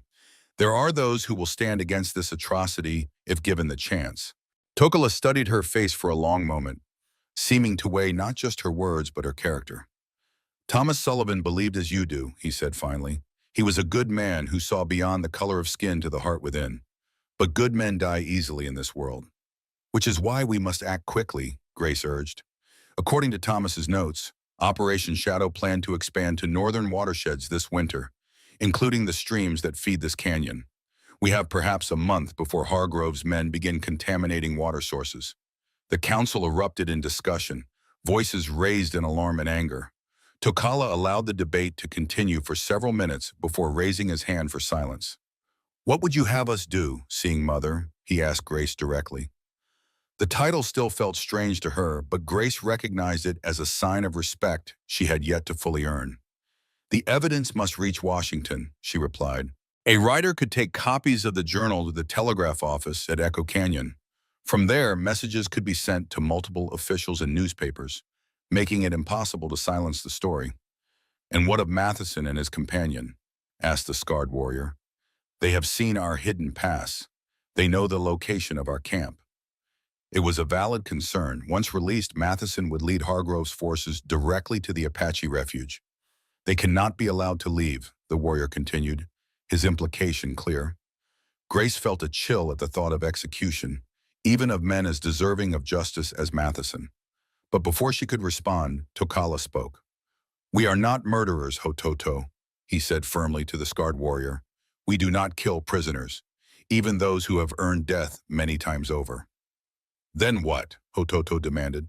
"Fleece them to bring soldiers to our doorstep?" "No," Tokala replied. "They will remain our prisoners until the truth of Operation Shadow reaches Washington. After that, their fate will be decided by white man's justice, or by the spirits if justice fails." Grace released a breath she hadn't realized she was holding. Despite everything the Apache had suffered at the hands of white authorities, Tokala was determined to maintain his people's honor. It was a level of integrity that shamed much of what passed for civilization in the white settlements. The council concluded with a plan. Copies of Thomas's journal would be made, focusing on the most damning evidence. 3 riders would take different routes to Echo Canyon, carrying identical messages to be telegraphed to Washington officials and major newspapers. Meanwhile, the camp would prepare for possible evacuation if Hargrove discovered their location before help could arrive. As the council dispersed, Tokala gestured for Grace to remain. When they were alone except for Nahele, the chief spoke with unexpected gentleness. My son has told me of your journey together, how you tended his wounds, taught him your medicine, protected him with your own body. He touched the medallion hanging around her neck, Thomas's medical symbol. Your husband would be proud of what you have done. The simple acknowledgement broke something inside Grace. After weeks of running, fighting, and staying strong for Nahele's sake, she found herself weeping. Not delicate tears, but the raw sobs of grief long suppressed. Tokala allowed her this release, standing silently until the storm of emotion passed. When she finally regained her composure, Grace felt lighter somehow, as if the desert winds had scoured away a layer of pain she had carried since Thomas's death. I'm sorry, she said, wiping her face. It's just, no apologies needed for honest tears, Tokala interrupted. They water the soul as rain waters the earth. Grace managed a small smile at the poetic analogy. What happens now? After the messages are sent? We wait, Tokala replied simply, and we prepare. Hargrove's men will come looking for Matheson. We must be ready. The reality of their situation returned with sobering clarity. They had won a battle by reaching the Apache camp with evidence intact, but the war against Operation Shadow was just beginning. Hargrove had resources, authority, and the tacit approval of a government that viewed Native peoples as obstacles to progress. I'll help however I can, Grace promised. My medical knowledge is at your disposal, and I can teach others as Thomas would have wanted. Tokala nodded appreciatively. Rest tonight, Seeing Mother. Tomorrow, we begin the work of survival. As Grace left the council lodge, Nahele fell into step beside her. The boy's face was alight with excitement, despite the gravity of their situation. Come, he said, tugging at her hand. I want to show you something. He led her through the camp to a small adobe structure set apart from the others. Inside, dried herbs hung from the ceiling, and shelves lined the walls, holding pottery jars of various sizes. A work table stood in the center, its surface covered with stone, grinding implements, and wooden bowls. The medicine lodge, Nahele explained proudly, where our healers work. Grandmother Makawi has been teaching me since I was small. An elderly woman emerged from a back room, her silver hair bound in a long braid, her dark eyes sharp and assessing as they fell on Grace. So this is the Seeing Mother, she said in Apache, which Nahele translated. The one who saved my grandson and carries yellow-haired doctor's knowledge. Grace bowed her head respectfully. I'm honored to meet you, Makawi. Nahele has told me much about your healing wisdom. After Nahele translated, the old woman's weathered face creased in a smile. She approached Grace and, without warning, placed her palm against Grace's forehead. The touch sent an unexpected jolt through Grace's body, like static electricity but warmer, more alive. Makawi nodded, as if confirming something she had suspected.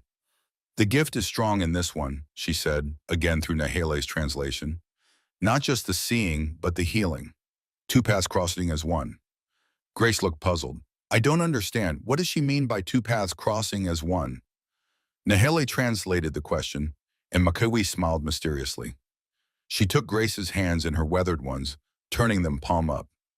These hands, she said in Apache, which Nahele translated, they carry more than knowledge.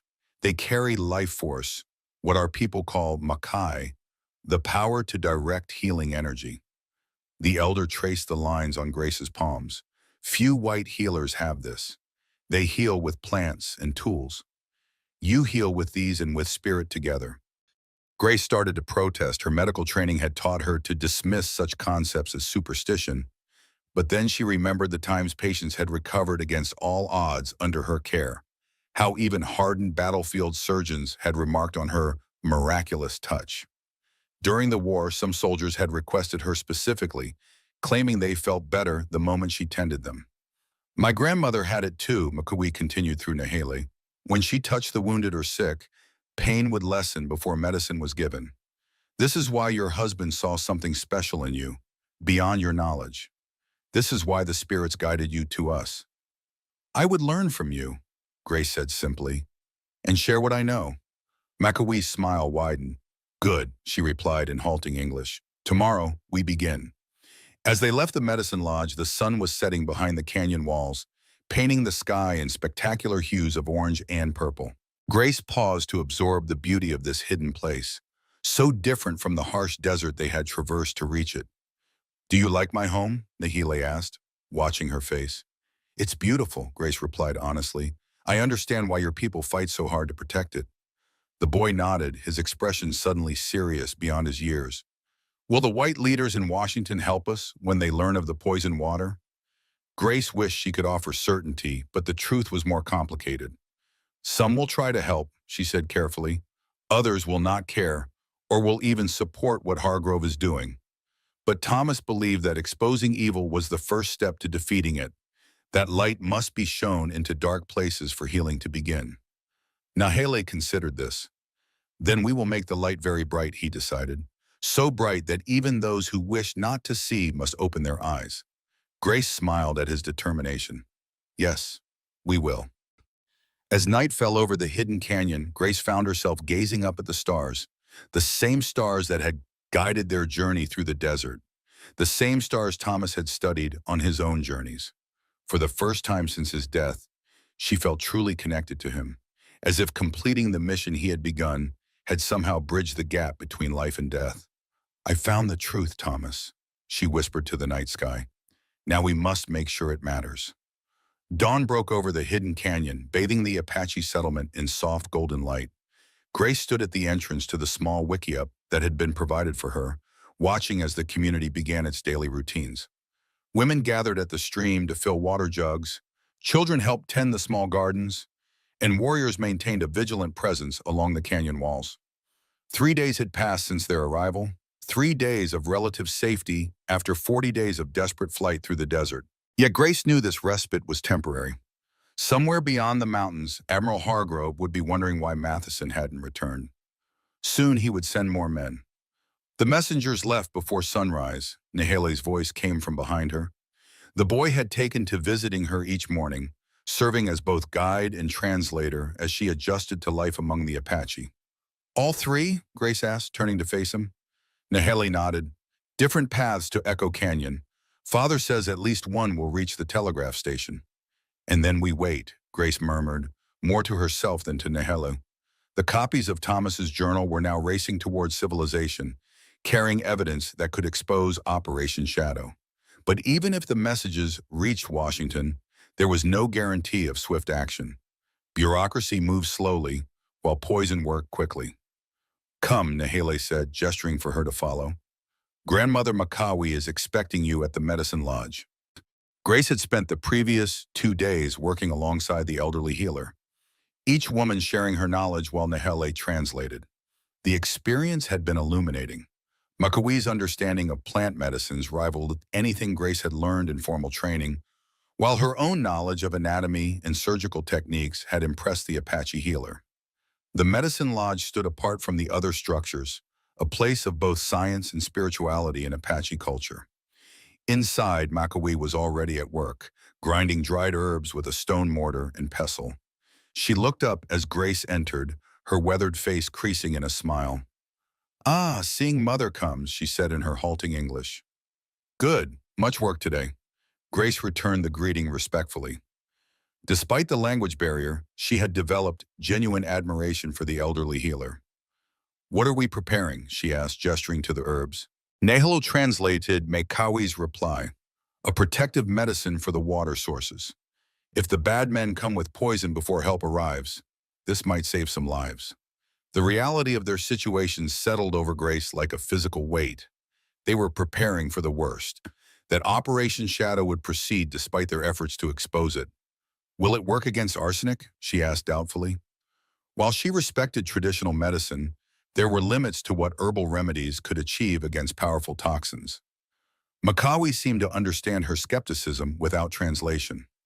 She beckoned Grace closer and selected a different herb from her stores, a woody root that she sliced to reveal a bright yellow interior.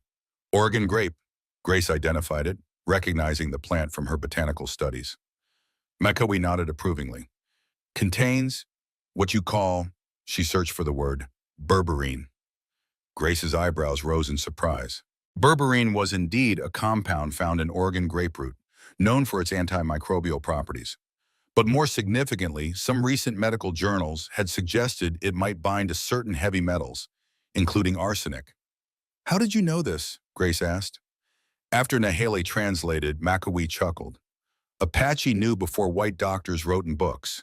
Many generations of testing, watching, learning." Grace felt a familiar humility that had grown during her time with Nahale, and now with McAwee, the recognition that Western medicine, for all its advances, had much to learn from traditions it too often dismissed as primitive.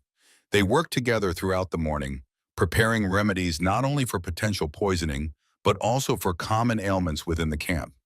Grace found herself fascinated by McAwee's methods, the precise timing of harvests, the specific ways plants were combined, the prayers and intentions that accompanied each preparation. "Medicine is not just in plants," McAwee explained through Nahale. "It is in the hands that prepare, the words that are spoken, the spirit that guides." Around midday, their work was interrupted by a commotion outside. Grace followed Nahale to the entrance of the medicine lodge to see a group of warriors entering the camp, supporting a man who appeared injured. "Hotototo's hunting party," Nahale explained, recognizing his uncle among the returning men. "Someone is hurt." They rushed to assist as the warriors brought the injured man to the central gathering area. He was young, perhaps 20, with a deep gash across his thigh that bled freely despite the makeshift bandage applied by his companions. McAwee arrived with her medicine bag, but stepped back when she saw the severity of the wound, gesturing for Grace to take the lead. "You're stitching better for this," she said simply. Grace knelt beside the injured warrior, her medical training taking over as she assessed the wound. "I need clean water, my medical bag, and light," she instructed, with Nahale translating rapidly. As supplies were brought, Grace addressed the young man directly. "I'm going to clean and close your wound," she explained, with Nahale translating. "It will hurt, but it's necessary to prevent infection." The warrior nodded stoically, prepared to endure whatever treatment was required. Grace worked methodically, first cleaning the wound with an antiseptic from her supplies, then carefully suturing the deep gash with the precision that had made her valued as a surgical nurse during the war. McAwee watched with professional interest, occasionally murmuring approval at Grace's technique. When the wound was closed and bandaged, Grace provided instructions for care, keeping the area clean, watching for signs of infection, changing the dressing regularly. The young warrior thanked her with dignified simplicity before being helped to his family's dwelling to rest. After the young warrior was taken to rest, McAwee approached Grace privately. "You saw it, yes?" the elder asked in her broken English. "Saw what?" Grace responded, wiping blood from her hands. McAwee pointed to the bandaged wound. "Bleeding stopped too quickly, not normal." She pantomimed with her hands. "Your touch, the wound closed as you worked, before the stitches." Grace had noticed it herself, the unusual way the bleeding had slowed almost immediately when she touched the wound, making her work easier than it should have been. She had attributed it to the pressure she applied, or perhaps the herbs McAwee had provided. "It's just good technique," Grace demurred. McAwee shook her head firmly. "Makai," she insisted. "The healing touch. You feel it? Warmth in hands when you work?" Grace paused, realizing that she did indeed often feel an unusual warmth flowing through her palms when treating patients, something she had always dismissed as simple concentration or exertion.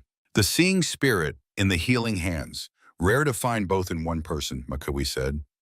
"My people waited generations for such a healer." "You have skilled hands," Hototo said afterward, speaking directly to Grace for the first time since her arrival. His scarred face remained stern, but there was a new respect in his eyes. "My nephew would have bled much without your help." "I'm glad I could assist," Grace replied sincerely, "though I suspect McAwee could have managed well enough without me." Hototo's expression remained guarded. "Perhaps, but it is good to have another healer among us, especially now." He glanced significantly toward the mountains that separated them from the white settlements. "Hargrove's men will come soon. There will be more wounds to tend." The blunt assessment sent a chill through Grace. Despite the relative peace of the hidden canyon, they were preparing for battle, a battle precipitated in part by her presence and the evidence she carried. "Have there been signs of soldiers?" she asked. Hototo nodded grimly. "Scouts report increased patrols in the foothills. They search for Matheson in this camp." Before Grace could respond, a call came from the canyon entrance, a sentry signaling an arrival. The camp sprung to immediate alertness, warriors reaching for weapons while women gathered children close. Hototo strode toward the commotion, with Grace and Nahele following. They arrived to find one of the messengers who had left that morning, his horse lathered with sweat, his face grim. "Soldiers," he reported breathlessly to Tokala, who had emerged from the council lodge. "Many soldiers, coming from the east. They have found the lower pass." A ripple of alarm passed through the gathered Apache. The lower pass was not the hidden route Grace and Nahele had used to enter the canyon, but a more accessible path that was nevertheless carefully guarded. If soldiers had discovered it, the security of the entire camp was compromised. "How many?" Tokala asked, his expression betraying no fear despite the dire news. 20, perhaps more," the scout replied, led by a white officer with silver hair. "Hargrove," Grace whispered, recognizing the description. The admiral himself had come to oversee the operation, a sign of how important silencing them had become. Tokala turned to his brother. "Hototo, prepare our defenses. We cannot abandon the canyon before the other messengers reach Echo Canyon, but we must be ready to evacuate if necessary." As the camp mobilized for potential conflict, Grace found herself pulled into urgent preparations. The wounded warrior was not the only one who would need medical attention if fighting broke out.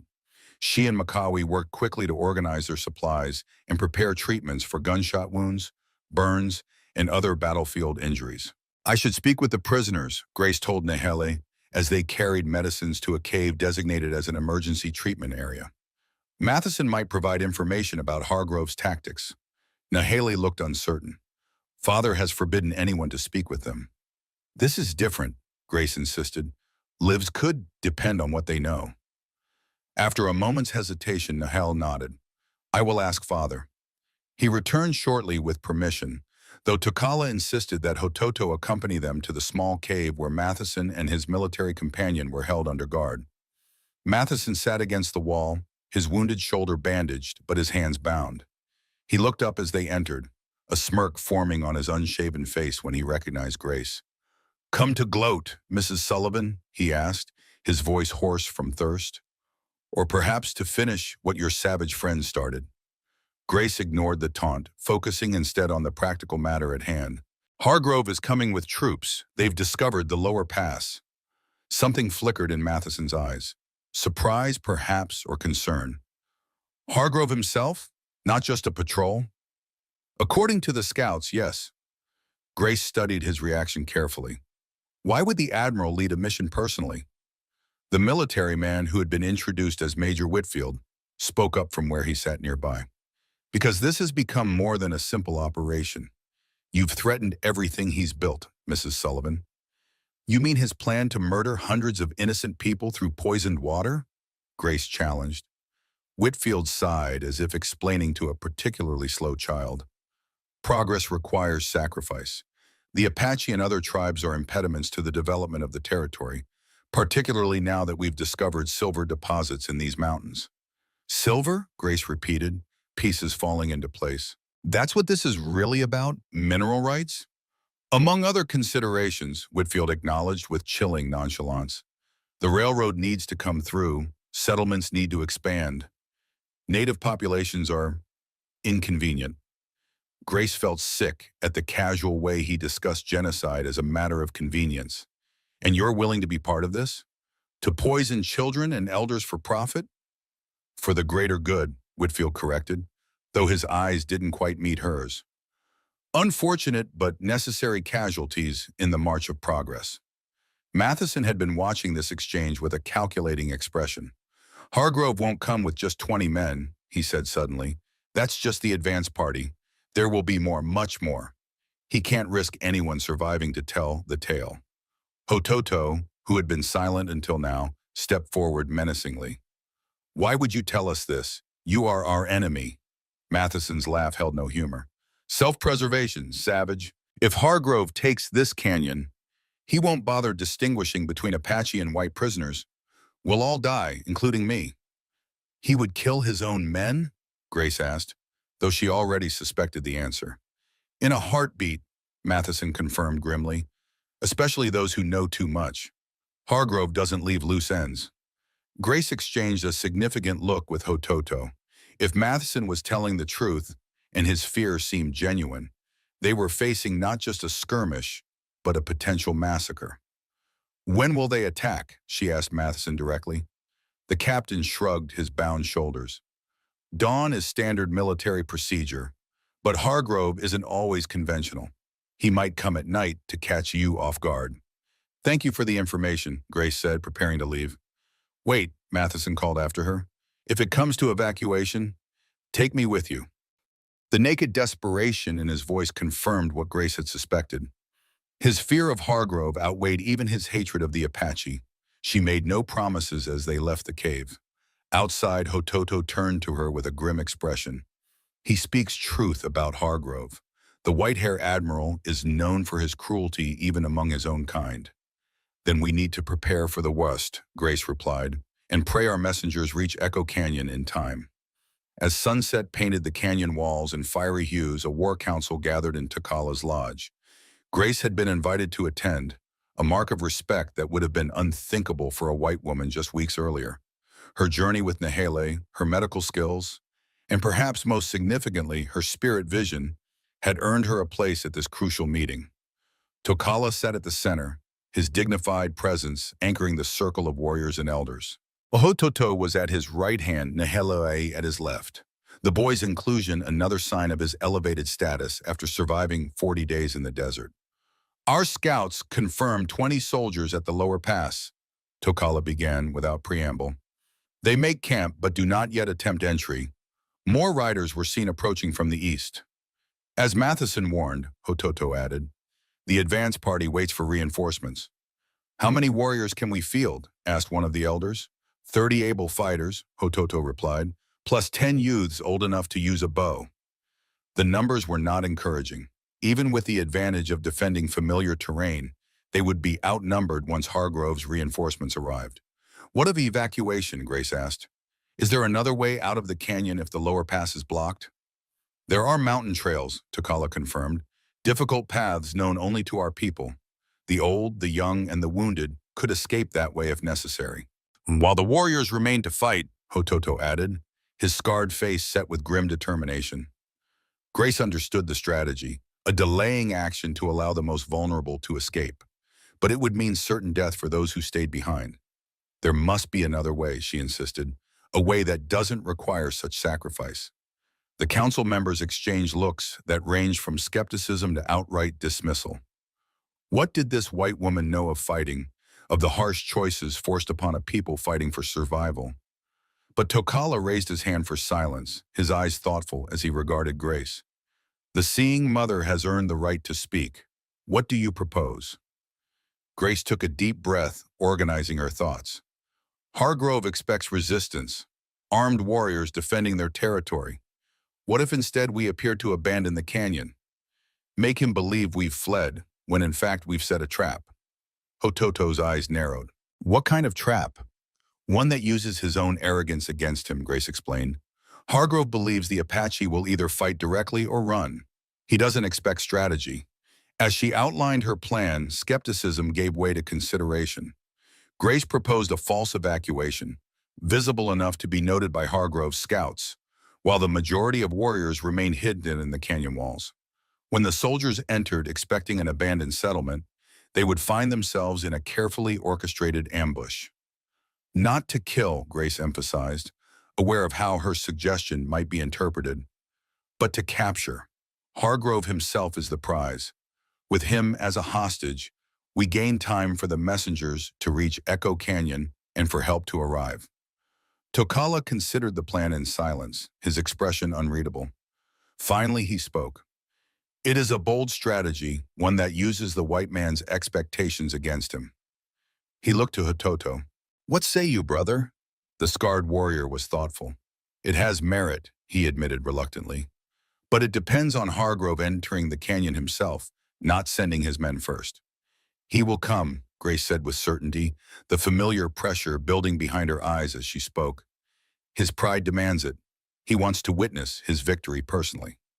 The council members murmured among themselves, struck by the conviction in her voice. The seeing mother's visions had proven accurate thus far. If she saw Hargrove entering the canyon, perhaps it would indeed occur. There is another advantage to this plan, Tokala noted. If we succeed in capturing Hargrove rather than killing soldiers, it may prevent the full might of the army from descending on our people in revenge. After further discussion, the council came to agreement. They would implement Grace's strategy with modifications suggested by Hototo to enhance its effectiveness. The plan would be set in motion immediately, with the false evacuation beginning before dawn. As the council dispersed, Tokala asked Grace to remain. When they were alone, except for Nahali, the chief studied her with thoughtful eyes. "You surprise me, Grace Sullivan," he said finally. "Few white people would risk their lives for Apache. Fewer still would think to spare enemy soldiers when they could be killed." Grace met his gaze steadily. "I've seen enough death to last several lifetimes, Chief Tokala. If there's a way to achieve justice without more bloodshed, I believe we should take it." Tokala nodded slowly. "Thomas Sullivan said similar words when he came to warn us about the poisoned water. He believed in a better path than endless war." A shadow crossed his face. "It cost him his life." "I know," Grace said quietly, "but he would make the same choice again, as would I.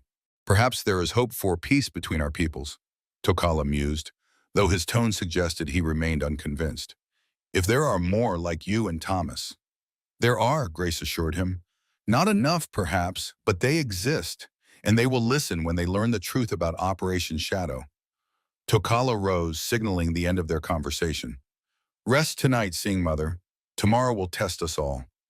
Grace left the council lodge with Nahali at her side, the weight of responsibility heavy on her shoulders. Her plan would put lives at risk, not just her own, but those of the entire Apache community that had granted her sanctuary. "Do you think it will work?" Nahali asked as they walked through the darkening camp. Grace wished she could offer certainty, but honesty compelled her to admit, "I don't know, but it gives us a better chance than direct confrontation or flight." The boy nodded solemnly. "Father trusts your vision, so do I." That simple statement of faith touched Grace deeply. After weeks of shared danger and mutual reliance, Nahali had become more than just a child she had rescued. He had become family in all but blood. "Whatever happens tomorrow," she told him, "know that meeting you has changed my life, Nahali. You've taught me as much as I've taught you." The boy smiled, a flash of childhood brightness breaking through his serious demeanor. "The Seeing Mother has a good heart. That is why the spirits guide her." Grace didn't argue with his interpretation. After everything she had experienced in the desert, the line between her scientific worldview and Nahali's spiritual understanding had blurred considerably. Whether her visions came from buying at spirits or some unexplained natural phenomenon seemed less important than the purpose they served.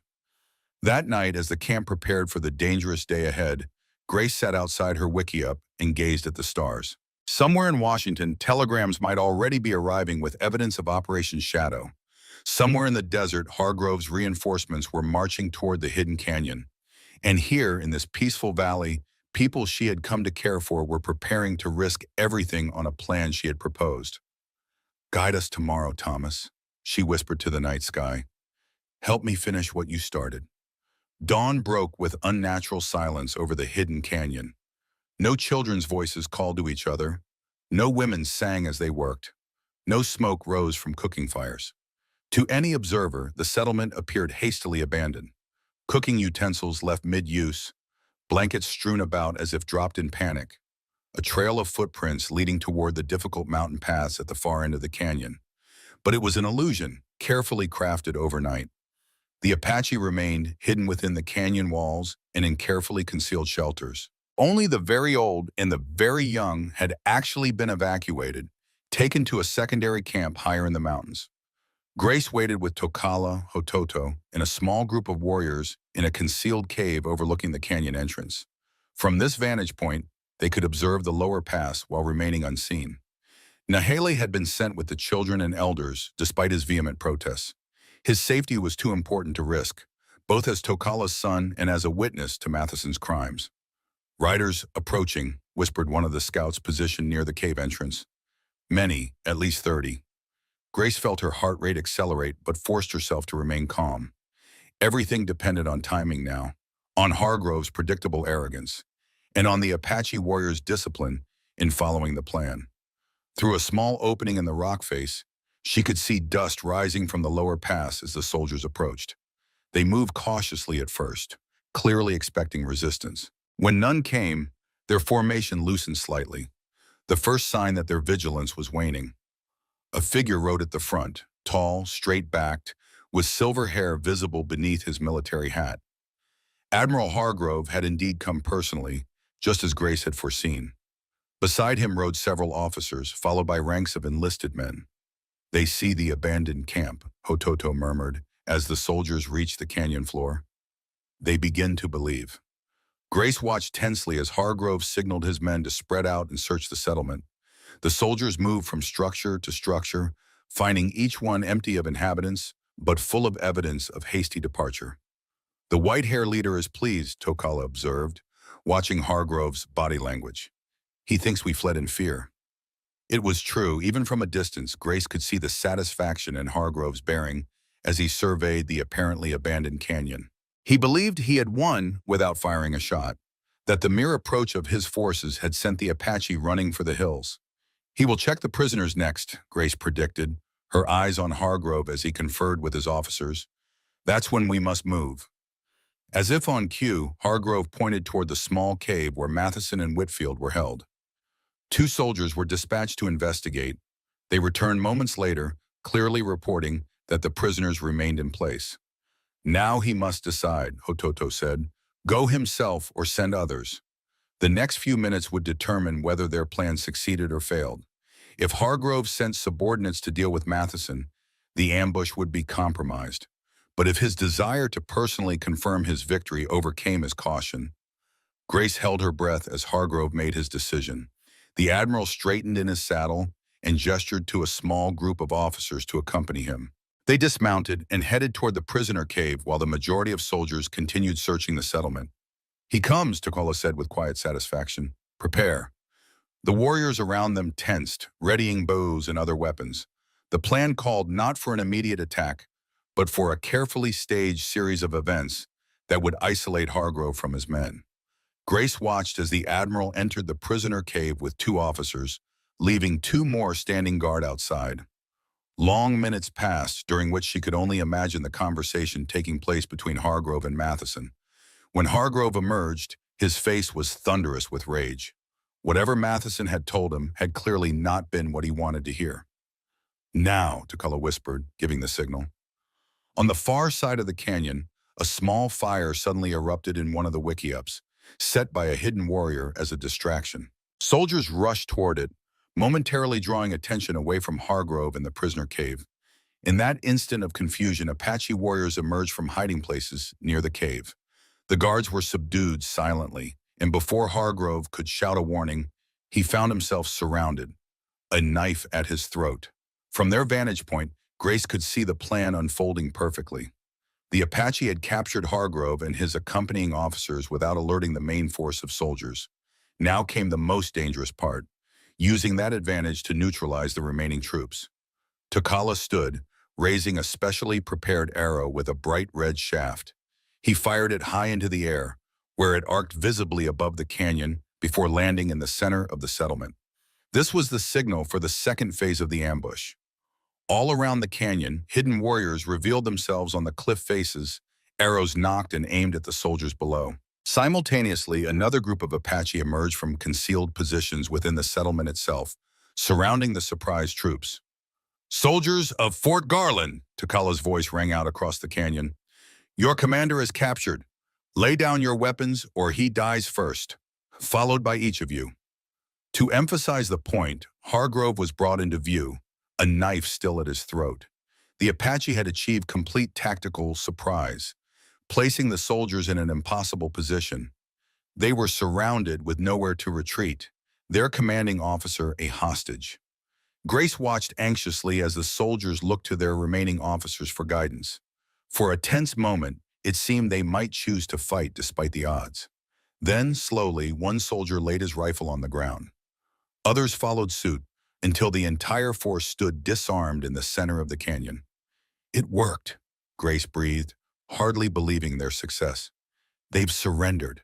Hototo's scarred face showed grim satisfaction. The plan was good, the execution better.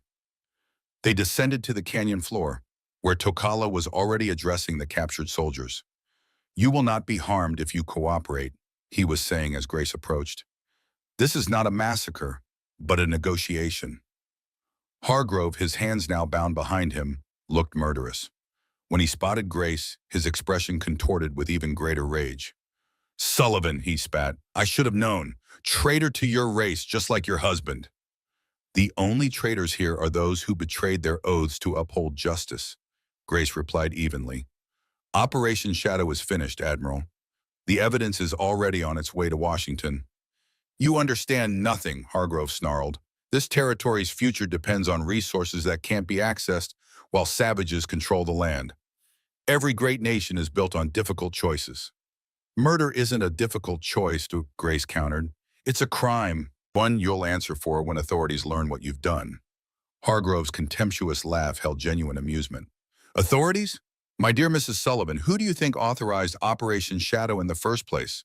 The territorial governor? The War Department? Do you truly believe they'll prosecute progress?" A chill ran through Grace at the implication. Could the conspiracy reach that high? Would Thomas's evidence be suppressed even if it reached Washington? Before she could respond, a commotion at the canyon entrance drew everyone's attention. A rider was approaching at speed, one of the Apache messengers sent to Echo Canyon. The young warrior dismounted, breathing hard from his journey. "The message is sent," he reported to Tokala. "The telegraph operator sent it to Washington newspapers and officials as directed." A ripple of satisfaction passed through the Apache gathered around, but the messenger hadn't finished. "There is more," he continued. A response came almost immediately from someone called Colonel Westfield in Washington.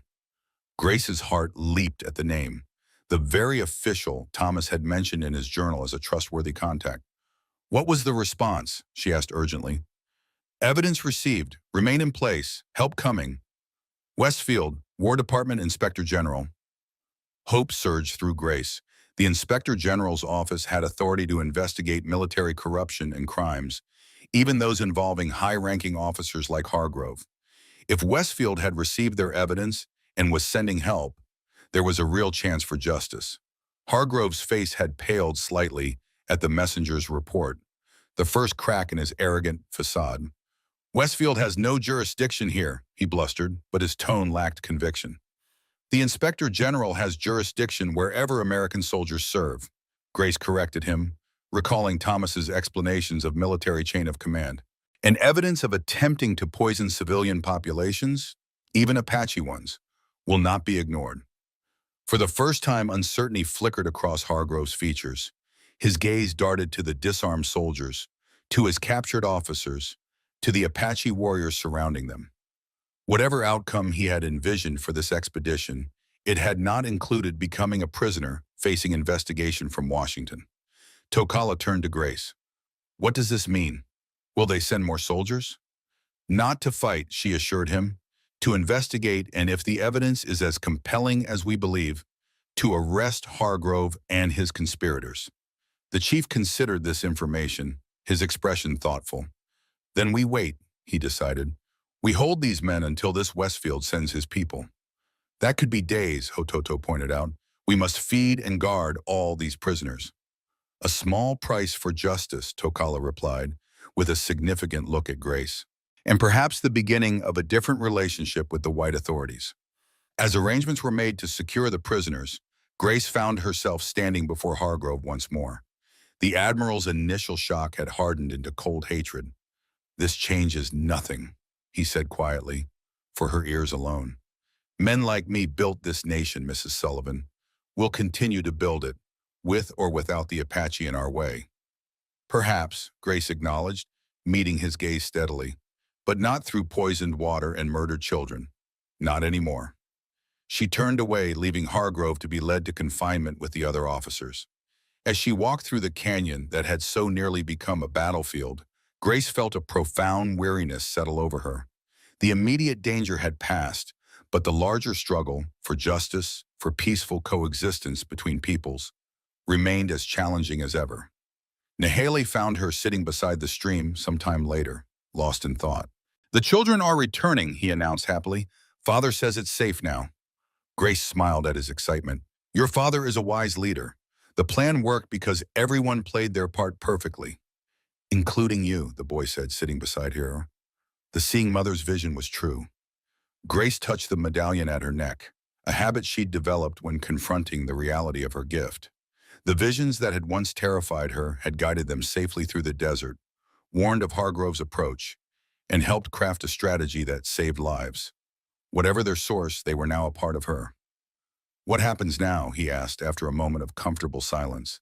It was the question Grace had been asking herself since the messenger's return. What did happen now? The immediate crisis was resolved, but her purpose here, to deliver Thomas's evidence and warn the Apache, had been fulfilled. "Washington will send investigators," she explained. "They'll want statements from everyone involved. You, your father, me. The evidence in Thomas's journal will be examined. If all goes well, Hargrove and his conspirators will face military justice." "And after that," Nahale pressed, "will you return to the white settlement?" The question caught Grace off guard, though she should have expected it. She had not thought beyond the immediate mission of exposing Operation Shadow. The prospect of returning to Cooper's Ridge, to her solitary existence teaching basic medicine to settler children, suddenly seemed hollow. "I don't know," she admitted. "My life there was empty after Thomas died, but I'm not sure where else I would go." Nahale considered this, his young face serious. "You could stay," he suggested. "Here, with us. Grandmother Makawi says you have much to teach and much still to learn." The offer touched Grace deeply. These people, who had every reason to distrust and hate whites after generations of broken promises and outright violence, were willing to accept her among them. She thought of Makawi's words about her healing gift, the Makai that the elder claimed flowed through her hands. In the white settlements, her abilities were confined to conventional medicine, her occasional intuitions dismissed or even feared. Here, both her medical knowledge and her inexplicable gifts were valued, understood within a framework that made sense to these people. During the weeks in the desert with Nahale, and now in the hidden canyon, Grace had experienced a sense of purpose and belonging that had been absent since Thomas's death, perhaps even before that. The thought of returning to Cooper's Ridge, to suspicious glances and restricted practice, suddenly seemed not just unappealing, but wrong, as if it would be abandoning a path she was meant to follow. "Your father might have something to say about that," she pointed out gently. "I have already spoken with him," Nahale replied with the direct simplicity of youth. "He agrees. The seeing mother belongs with those who respect her gift." Before Grace could respond to this unexpected development, a call came from the canyon entrance, another rider approaching. This time it was one of the sentries who had been posted to watch the trails leading from the east. "Soldiers," the young warrior reported as he reached Tokala.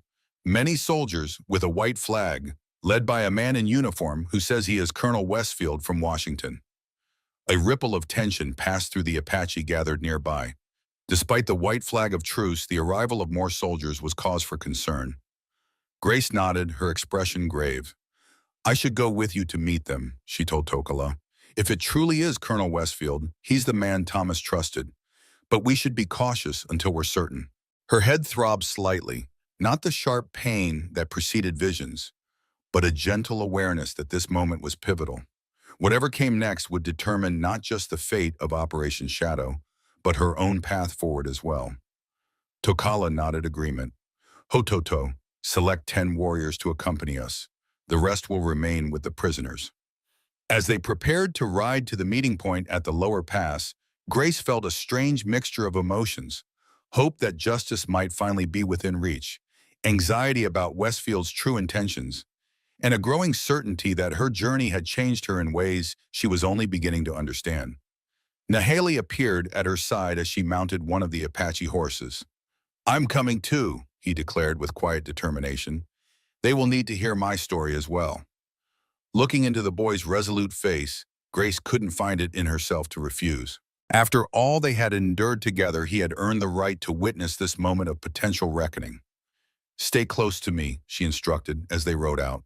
Whatever came next, they would face it as they had faced everything since that fateful night in the desert, together. As they approached the meeting point, Grace felt the familiar warmth spreading through her palms, the Makai that Makawi had named, and for the first time she didn't dismiss it. This gift, along with her visions and her medical knowledge, was part of who she truly was. A healer bridging two worlds, just as Thomas had tried to do. In that moment, Grace knew her decision was made. Whatever happened with Westfield and the investigation, her path forward was clear. She belonged here, using both her training and her gifts to help these people who had accepted her when she had nothing. The Seeing Mother had found her true home. The meeting at the lower pass was tense but orderly. Colonel Westfield, a tall man with iron gray hair and the weathered face of a career soldier, dismounted when he saw Grace among the Apache delegation. His eyes widened in recognition. "Mrs. Sullivan," he said, removing his hat. "Thomas spoke often of you in his correspondence, and it appears he was not exaggerating your courage." "You knew my husband well?" Grace asked, studying the colonel's face for any sign of deception. "Well enough to trust him with sensitive investigations," Westfield replied. "When his reports about potential water poisoning reached me, I authorized him to gather evidence. Then he disappeared." The colonel's expression hardened. His last message mentioned Admiral Hargrove and Operation Shadow. Tokala stepped forward, his bearing as dignified as any military commander. "The white-haired admiral is our prisoner, along with 30 of his soldiers. We have proof of his crimes." Westfield nodded, acknowledging the chief with respect. "I've brought 20 men of my personal command, plus a federal judge and 2 journalists from Eastern papers." He turned back to Grace. "Thomas's evidence has already caused considerable uproar in Washington. President Grant has ordered a full investigation." Relief washed over Grace like a healing rain. Thomas's death would not be in vain. The truth would be known. The next week passed in a flurry of activity. Judge Morrison established a temporary court in the settlement of Echo Canyon, where testimonies were recorded and evidence presented.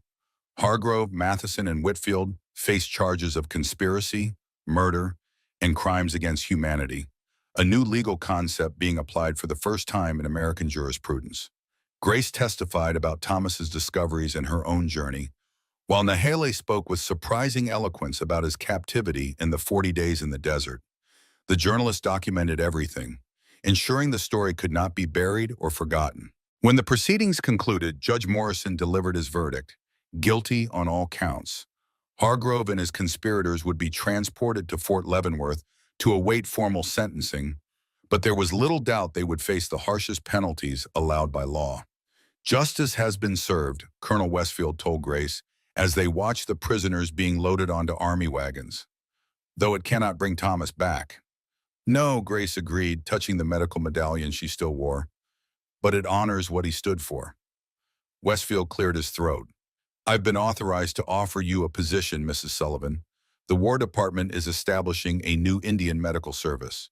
Your experience bridging Western and Native healing traditions would be invaluable." The offer was tempting.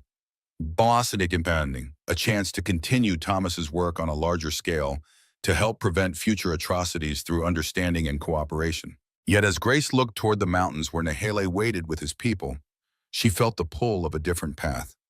That evening, she climbed to a high point overlooking the hidden canyon, seeking clarity and solitude. The setting sun painted the landscape in hues of gold and crimson, the beauty of the land Thomas had died trying to protect. "I know what you would say," she whispered, as if he could hear, "that I should follow my heart. But where does it lead?" As twilight deepened into night, Grace felt the familiar pressure building behind her eyes. Not painful this time, but clarifying. In her vision, she saw not the future, but the present with perfect clarity. Makawi teaching young healers, Nahaley growing into his future role as a bridge between two worlds, Tokala establishing peace with neighboring settlements, and herself belonging in a way she never had in white society. The next morning, she gave Westfield her answer. "I'm honored by the offer," she said, "but I can do more good here. The Apache have accepted me as their healer and teacher. Perhaps one person building genuine understanding between our peoples is worth more than any government program." Westfield studied her face, then nodded slowly. "Thomas would be proud, but the world should know what you have accomplished." A month later, a package arrived at the hidden canyon, delivered by a trusted scout. Inside was a newspaper featuring the headline, "Operation Shadow Exposed. Conspiracy to poison Apache water sources thwarted by widow of slain Army doctor." Below was a smaller headline, "Admiral Hargrove and conspirators sentenced to life imprisonment." But it was the accompanying letter that brought tears to Grace's eyes. "My dear Mrs. Sullivan, justice has prevailed. The President himself has ordered a review of all Indian policies. Your husband's sacrifice and your courage have not been in vain. As you requested, I've enclosed the deed to your late husband's family property in Colorado. It is now registered jointly to you and the Apache Nation as a sanctuary and medical training ground. Perhaps one day, the healing you've begun will spread beyond that hidden canyon. With deepest respect, Colonel James Westfield." Grace looked up from the letter to see Nahali watching her, curiosity bright in his eyes. "Good news?" he asked. "The best," Grace replied, smiling through her tears. "A new beginning." As she tucked the letter away, her fingers brushed against Thomas's medallion. For the first time since his death, the touch brought comfort instead of pain. In this place, with these people who had become her family, she had found not just purpose, but belonging. The seeing mother had found her home. The meeting with Colonel Westfield exceeded even Grace's cautious hopes. The tall, stern-faced officer greeted her with unexpected warmth, immediately producing a weather-worn photograph of Thomas. "Your husband was one of the finest men I've had the privilege to know, Mrs. Sullivan," Westfield said, his voice rough with emotion. "His last telegram to me hinted at the atrocities he'd discovered, but I needed evidence. Evidence you have provided at great personal risk." As they spoke in a tent erected at the boundary of Apache territory, Grace learned the full impact of Thomas's journal. Copies had reached not only the War Department, but major newspapers in Boston, New York, and Washington. The story of Operation Shadow had sent shockwaves through the capital. "Hargrove's superiors are already disavowing any knowledge of his actions," Westfield explained, his disgust evident. "They're calling him a rogue operator, claiming the poisonings were never authorized." "Convenient," Grace observed bitterly. "Indeed, but their denials only heighten public outrage. Congress has already called for hearings." Westfield's gaze was direct. "Your testimony will be crucial, as will that of the Apache witnesses." In the days that followed, a remarkable transformation began. Hargrove and his conspirators were transported east in chains to face military justice. The newspaper accounts, many featuring Grace's harrowing journey through the desert with Nahali, captured the public imagination, turning anonymous Apache savages into human beings with names, faces, and stories. 3 months later, Grace stood beside Takala as he signed a historic agreement with federal authorities, the first of its kind to formally recognize Apache water rights and establish protected territories that could not be violated for mining or settlement. It wasn't perfect, but it was a beginning. "Thomas would be proud," Tokala said, as they watched the government representatives depart. "Of the agreement. Of you."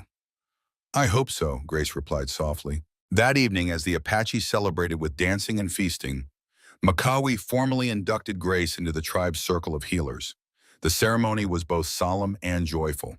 Grace's hands painted with sacred symbols, her shoulders draped with a blanket woven with patterns representing both the seeing spirit and healing hands. "Two paths, one healer," Makawi pronounced, placing a medicine bundle in Grace's hands. "Two peoples, one future." As moonlight bathed the hidden canyon, Grace walked to a quiet overlook where she could see both the settlement below and the stars above. She removed Thomas's medallion from around her neck and held it up to the night sky. "It's done, Thomas," she whispered. "Not finished. There's still so much work to do, but justice has come.